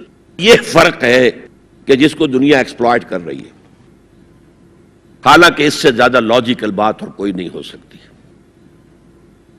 ایک خاندان کا ایک سربراہ، کسی انسٹیٹیوشن کا ایک ہی سربراہ ہوگا، وزیر 10 رکھ لے، پرائم منسٹر تو 2 نہیں ہو سکتے، پرائم منسٹر 1 ہوگا، نائب صدر 10 رکھ لے، صدر تو 1 ہی ہوگا۔ انتظامی ہے، یہ نہیں ہے کہ عورت گھٹیا ہے، نہیں، مرد اور عورت مساوی ہے۔ آج میں آپ کو بتاتا ہوں کہ کتنی بڑی سازش اس وقت اس نظام کے خلاف ہو رہی ہے۔ دجالی فتنہ جو ہے، دجال اکبر جب آئے گا، ابھی میں اس کی بات نہیں کر رہا ہوں، ایک علیحدہ ایشو ہو جائے گا۔ دجالی فتنہ آ چکا ہے۔ جیسے حضور نے ایک مرتبہ رمضان مبارک کی آمد سے قبل شعبان کے آخری دن خطبہ دیا۔ خطبہ کیا تھا؟ یا ایھا الناس قد اظلکم شہر عظیم شہر مبارک، اے لوگوں تم پر ایک عظمتوں والا اور برکتوں والا مہینہ سایہ فگن ہو گیا ہے۔ آیا تو نہیں ابھی، شعبان کا دن ہے، سایہ آ گیا ہے۔ یہ انگریزی کے محاورے سے بات سمجھ میں آئے گی، coming events cast their shadows before. اسی طرح وہ شخص دجال تو ابھی نہیں آیا، دجالیت پوری آ چکی ہے۔ اور میں اس کا ذکر کر چکا ہوں لاہور میں ایک تقریر میں، 3 لحاف. جیسے ملیریا کا جب حملہ ہوتا تھا، اب تو بہت کم ہو گیا ملیریا، تو جو سردی چڑھتی تھی، کپ کپی ہوتی تھی، ایک رضائی ڈال دیجئے، دوسری ڈال دیجئے، تیسری ڈال دیجئے، تو 3 رضائیاں یا 3 لحاف گلوب کے گرد لپٹ گئے. دجالیت کے 3 شیڈز. سب سے اوپر سیکولرزم، سیاست سے، ریاست سے، سیاسی نظام سے، معاشرتی نظام سے، عدالتی نظام سے، قانون سازی سے کسی مذہب کا کوئی تعلق نہیں. آج پوری دنیا میں سیکولرزم ہے، تمام مسلمان ممالک میں سیکولرزم ہے. یہ دجالیت کا عظیم ترین کارنامہ ہے. بات لمبی نہ ہو تو میں صرف عرض کر دوں، یہ یہودیوں کی ایجاد ہے. یہودیوں نے امریکہ کا $1 بل، $1 کا نوٹ جو ہے ڈیزائن کیا ہے. بینکرز تو وہی تھے نا، اور آج بھی اصل طاقت بینکرز کے پاس ہے. امریکی حکومت $1 کی جو ہے ٹریلینز آف ڈالرز کی مقروض ہے بینکوں کی، اور بینک یہودیوں کے. اس آپ نے کبھی دیکھا ہو $1 بل، احرام مصر کی تصویر بنی ہوئی؟ کیا تعلق ہے امریکہ کا احرام مصر سے؟ اوپر ایک آنکھ بنی ہوئی ہے، دجال کی وہ ایک آنکھ کانی. نیچے کیا لکھا ہے؟ آرڈس نووس سیکولورم، نیو سیکولر آرڈر ہم نے قائم کرنا ہے دنیا میں. یہ 1776 کی بات ہے، اور 1991 میں پہلی مرتبہ صدر بش کی زبان سے الفاظ نکلے تھے، اس کے باپ کی زبان سے، جو موجودہ بش ہے، بش سینئر نے. اب دنیا میں نیو ورلڈ آرڈر قائم ہوگا. اصل میں وہ کس کا خیال ہے؟ یہود کا ہے. This new world order is going to be Jew world order. اور جو ہے بالکل ایک مائنورٹی، مائنیوٹ مائنورٹی. کل دنیا میں 1 کروڑ یا 1.25 کروڑ یا 1 کروڑ 30 لاکھ 13 ملین بس. تو اگر مذہب اور ریاست کا کوئی تعلق ہو تو ان کی کیا حیثیت ہے؟ اور جب مذہب ایک طرف رکھ دیا گیا تو برابر کے شہری ہے. یہ سیکولرزم اس لیے یہودیوں کی ایجاد ہے. پوپ کے خلاف بغاوت کروانے والے یہودی ہیں، پروٹیسٹنٹ مذہب پیدا کرنے والے یہودی ہیں، سود کی اجازت لینے والے یہودی ہیں. ورنہ جب تک پوپ کا اقتدار تھا یورپ میں، ہر طرح کا سود حرام تھا، یوزری بھی اور کمرشل انٹرسٹ بھی، دونوں حرام تھے.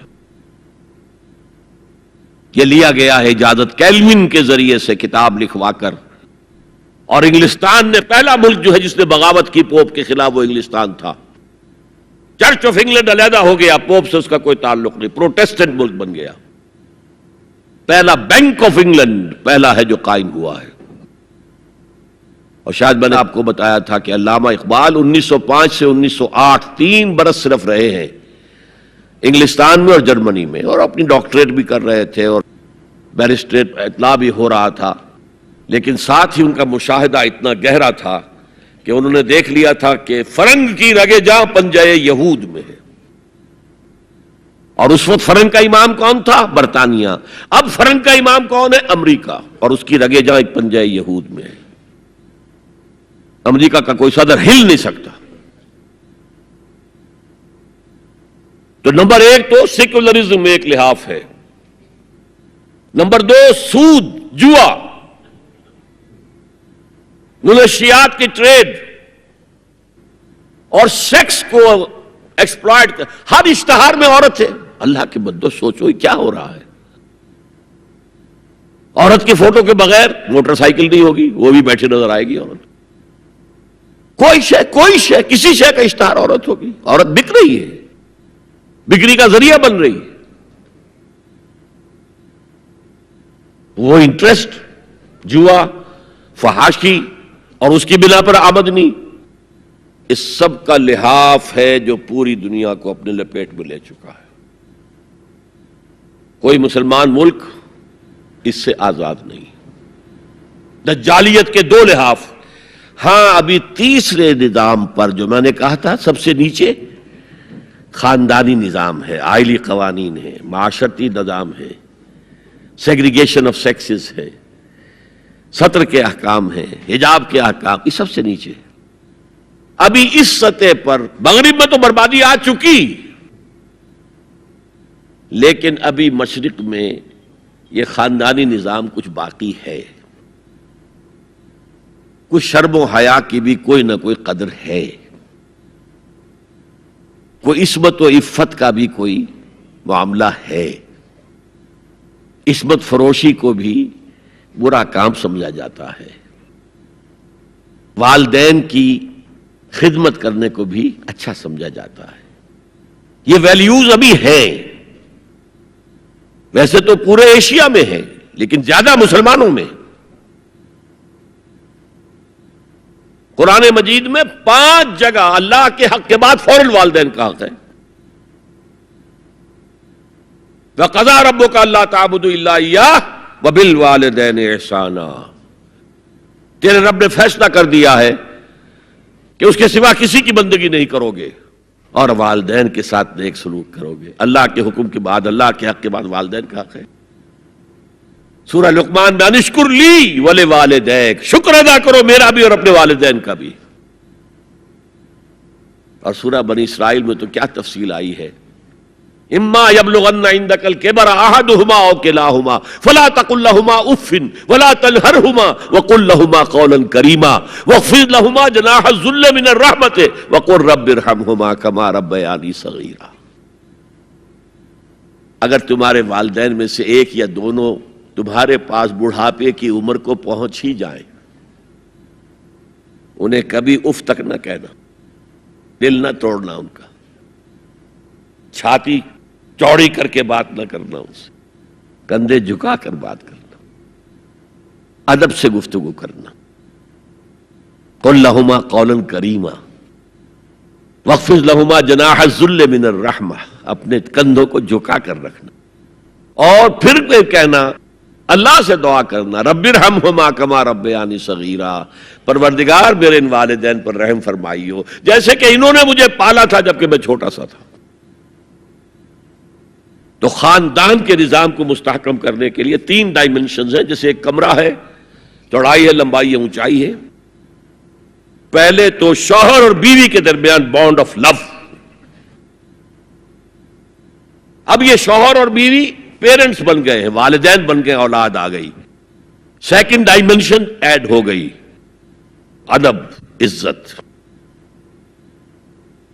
اور بہن بھائی ہے، اخوت، جس کو کہ وہ کہہ رہا ہے جی ویلز بھی، فریٹرنٹی. خاندان کا ادارہ مستحکم.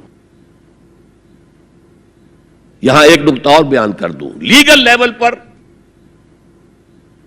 بیوی کے حقوق کم ہیں، شوہر کے زیادہ ہیں. الرجال قوامون علی النساء، سیدھی سیدھی بات ہے اور ہمیں ڈٹ کر کہنا چاہیے. یہ اس سے زیادہ معقول بات کوئی نہیں. کسی ادارے کے 2 سربراہ برابر کے اختیارات والے نہیں ہو سکتے. لیکن اخلاقی طور پر جو ماں کا حصہ ہے، باپ کا حصہ اس سے 1/3 ہے. قرآن مجید میں آیا ہے نا، حملتہ امہ وہنا علی وہن وفصالہ فی عامین ان اشکر لی ولوالدیک. اسے اٹھائے رکھا اس کی ماں نے اپنے پیٹ میں، کمزوری پر کمزوری جھیل. کمزوری تو ہو رہی ہے، اس کا خون چوس رہا ہے اندر، جھونک جو ہے وہ چوس رہی ہے خون اس کا. اور سب ماؤں کو تو اتنی نرشمنٹ موجود نہیں ہوتی کہ آپ پریگننسی میں اس کے لیے ضروری نرشمنٹ فراہم کر دیں. وہنن علی وہن، کمزوری پر کمزوری جھیل کر بھی اپنے پیٹ میں اٹھائے رکھا. وفصالہ فی عامین، اور پھر دودھ چھڑانا ہوا 2 سالوں میں. وہ جھونک جو ہے وہ پھر اس کی چھاتیوں سے چمٹ گئی. لہذا اس کا حق 3 گنا زیادہ ہے باپ سے. ایک صحابی حضور سے پوچھتے ہیں، حضور میرے حسن سلوک کا اولین مستحق کون ہے؟ فرمایا تمہاری والدہ. پھر پوچھا ان کے بعد کون؟ پھر کہا تمہاری والدہ. پھر پوچھا ان کے بعد کون؟ پھر کہا تمہاری والدہ. پھر پوچھا ان کے بعد کون؟ تو کہا تمہارے والد. 3 درجے. اور یہ جو فرمایا الجنت تحت اقدام الامہات، جنت تو ماؤں کے قدموں تلے ہے، یہ باپ کے بارے میں تو نہیں فرمایا. یہ ہے ایکویشن، بیلنس. اسلام قسط کی بات کرتا ہے، انصاف کی بات نہیں کرتا. انصاف تو یہ کہ آدھی روٹی ادھر دے دو آدھی ادھر دے دو، انصاف ہے، یہ اچھی چیز ہے. یہ قسط یہ ہے کہ بوجھ اٹھانا ہے تو جو زیادہ قوی ہے اس کو زیادہ بوجھ دو اٹھائے، اور جو کمزور ہے اسے کم بوجھ دو. یہ قسط ہے. تو اسلام نے عورتوں پر ذمہ داریاں کم رکھی، ان کے اختیارات کم رکھے، لیکن اولاد پر حق ماں کا 3 درجے فائق رکھا. اور اس سے وہ خاندان کا ادارہ جو ہے مستحکم ہوتا ہے. تو آج کیا سازش چل رہی ہے؟ ویسٹ تلا ہوا ہے ایسٹ کے اندر بھی خاندانی نظام کو ختم کرنے پر. پہلے ایک کانفرنس ہوئی تھی، عالمی کانفرنس، ویمن فریڈم کی کانفرنس قاہرہ میں، پھر ہوئی بیجنگ کائرو، اور پھر بیجنگ +5 کانفرنس. بیجنگ کانفرنس کے 5 سال بعد یونائٹڈ نیشنز جنرل اسمبلی کے تحت ہوئی. اور ان سب کا مقصد کیا ہے؟ پروسٹیٹیوشن کو ایک باعزت پیشہ سمجھا جائے. یہ بھی محنت ہے نا. ایک مزدور اپنے جسمانی مسکولر طاقت استعمال کر رہا ہے، ویج لے رہا ہے. ایک عورت اپنے جن سے اس کو استعمال کر رہی ہے، لے رہی ہے. اب اس کا نام پتہ کیا رکھا گیا؟ Sex worker. سیکس ورکرز بالکل برابر ہوں گے، باعزت ہوں گے، ان کی کوئی آپ یہ نہیں کہہ سکتے کہ غلط کام کر رہے. ہومو سیکسولیٹی کو بھی ایک نارمل ایٹیٹیوڈ قرار دیا جائے، یہ اب نارمل نہیں ہے. آپ کو معلوم ہے امریکہ میں، سویڈن میں تو بہت پہلے سے تھا، برطانیہ میں تھا، ہومو سیکسول میرجز. 2 مردوں کی شادیاں ہو رہی ہیں، ان میں سے ایک شوہر ہے اور ایک بیوی ہے، اور رجسٹر ہو رہی ہے شادی، رجسٹر.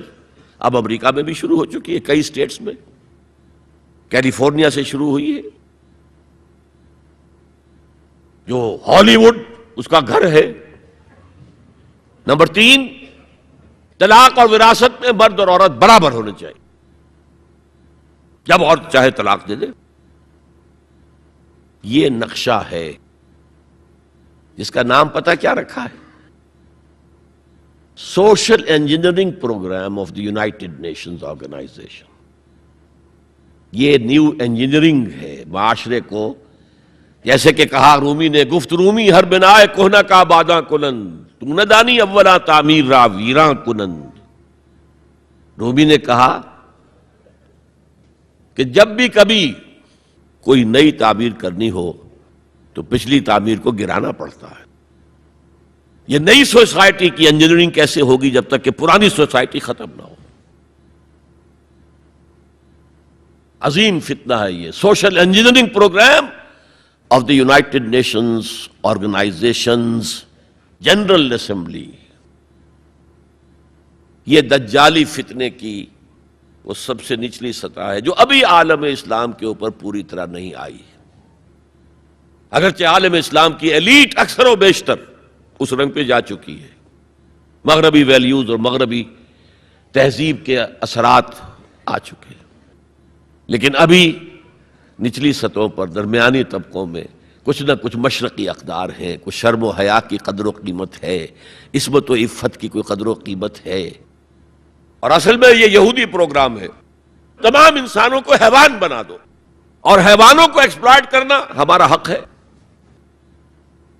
انہوں نے جو نام دے رکھا ہے پوری دنیا کو، گوئمز اینڈ جینٹائلز. یہ جو ان کی کتاب تالمود ہے، یہ تورات کی باتیں نہیں جو میں بتا رہا ہوں، ان کی تالمود جو کہ فقہ کی کتاب سمجھ لیجئے، اس میں لکھا ہے کہ جب سوائے ہمارے فل ہیومن بینگ صرف ہم ہیں، باقی سب یہ حیوان ہیں انسانی شکل میں. اور حیوان کو استعمال کرنا انسان کا حق ہے. گھوڑے کو تانگے میں جوتیں گے بگی میں، ہمارا حق ہے. بیل کو آپ جوت دیں گے ہل میں، حق ہے. اسی طرح انسانوں کو ایکسپلائٹ کرنا ہمارا حق ہے. البتہ جیسے گھوڑے کو بھی کچھ دانہ ڈالیں گے شام کو تو اگلے روز استعمال کریں گے نا اسے، تو کچھ نہ کچھ انہیں بھی دینا چاہیے. تمام دنیا مزدور بن جائے، انسانی اخلاقیات ختم ہو جائیں اور یہ حیوانوں کی طرح کام کریں. البتہ اس میں سے ہم کچھ ان کو بھی دیں گے، باقی ملائی ہم کھسیٹ لیں گے اپنے بینکنگ کے نظام کے تحت. وہ حکومت اپنی پوری دنیا پر نہیں چاہتے.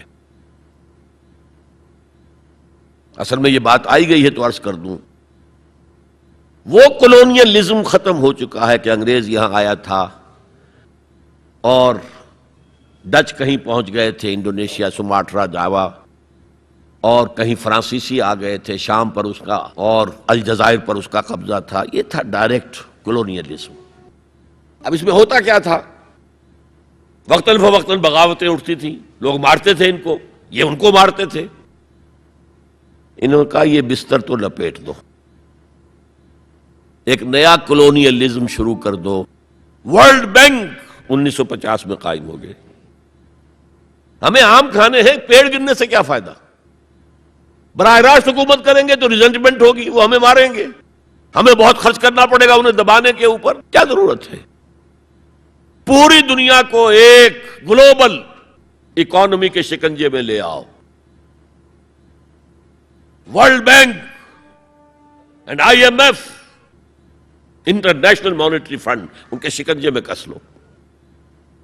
بس سب کام کریں اور وہ بھی کھائیں، کچھ کھائیں تبھی تو اگلے روز کام کر سکیں گے. لیکن یہ کہ ہم کھینچ لیں گے.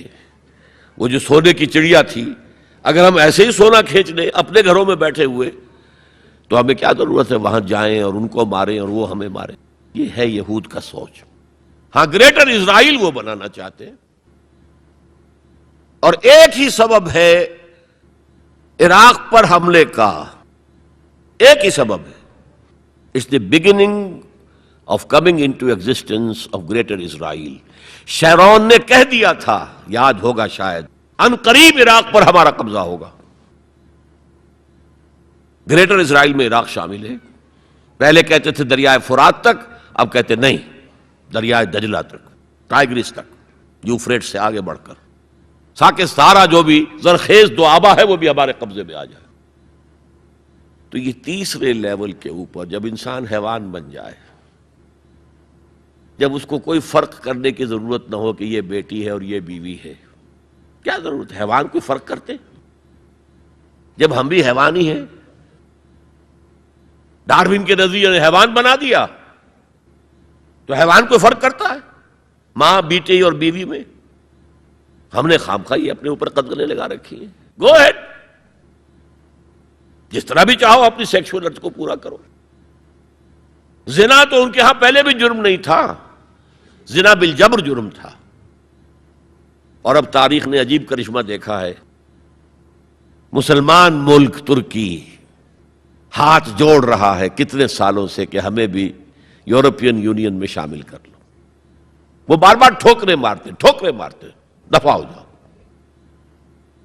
اب انہوں نے کیا کیا ہے؟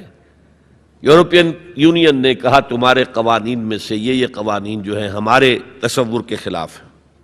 181 قوانین میں انہوں نے ترمیم کر دی. Let it become compatible with the European Union's laws. آپ کو معلوم ہے محاورہ ہے، round peg in square hole fit نہیں ہوگا، یا square peg in round hole fit نہیں ہوگا. اس کے چاروں کونے تراش دو تاکہ جا سکے. اور سب سے بڑا جو مجھے صدمہ ہوا، اتا ترک کے اس ترکی میں زنا کوئی قابل سزا جرم نہیں تھا. اب یہ جو پارٹی آئی تھی، یہ کچھ کہا گیا تھا، کچھ اسلامی ذہن کے لوگ ہیں، یہ ہیں وہ ہیں، انہوں نے ایک بل جو ہے اپنی اسمبلی میں پیش کرنے کے لیے تیار کر لیا کہ زنا کو بھی قابل تعزیر جرم قرار دیا جانا چاہیے. یورپین یونین والوں نے شور مچا دیا، ایک طرف ہمارے ساتھ آنا چاہتے ہیں، دوسری طرف یہ کام کرنا چاہتے ہو، انہوں نے فوراً اپنا وہ بل واپس لے لیا۔ یہ حال ہے آج ہمارا، میرا یہ حال، بوٹ کی ٹو چاٹتا ہوں میں، اور ان کا یہ حکم دیکھ میرے فرش پر نہ رینگ، کیا کر رہا ہے؟ وہ بوٹ کی ٹو چاٹنے کے لیے فرش پر تو پڑنا ہی ہوگا نا، لیکن یہ کہ میرے فرش پر نہ رینگ، میرے قالین کو خراب نہ کر۔ اس تیسرا معاشرتی اور سماجی نظام کا معاملہ ہے کہ جو اس وقت ان کا ٹارگٹ ہے۔ اسی لیے میں نے اسے اپنی آج کی پوری گفتگو کا عنوان بنایا، سمجھیں کیا خطرات آ رہے ہیں، اپنی قدروں کی طرف پلٹیں۔ اس دور میں سب مٹ جائیں گے، ہاں باقی وہ رہ جائے گا جو قائم اپنی راہ پہ ہے اور پکا اپنی ہٹ کا ہے۔ ہمارے لیے اسوہ ازواج مطہرات ہیں، ہماری خواتین کے لیے، ان کا اختیار کیا جائے، ان کا نقش قدم پہ چلا جائے، اور پورے سماجی نظام کو، پورے معاشرتی نظام کو ان اقدار پر اٹھایا جائے کہ جو قرآن مجید نے ہمیں دی ہیں۔ یہی ہمارے لیے نجات کی راہ ہے۔ اقول قولی ھذا واستغفر اللہ لی ولکم ولسائر المسلمین والمسلمات۔ هي الحلقات تحفظني بآيات من القرآن، هي الحلقات تملأني بحب المصطفى العدنان، هي الحلقات تحفظني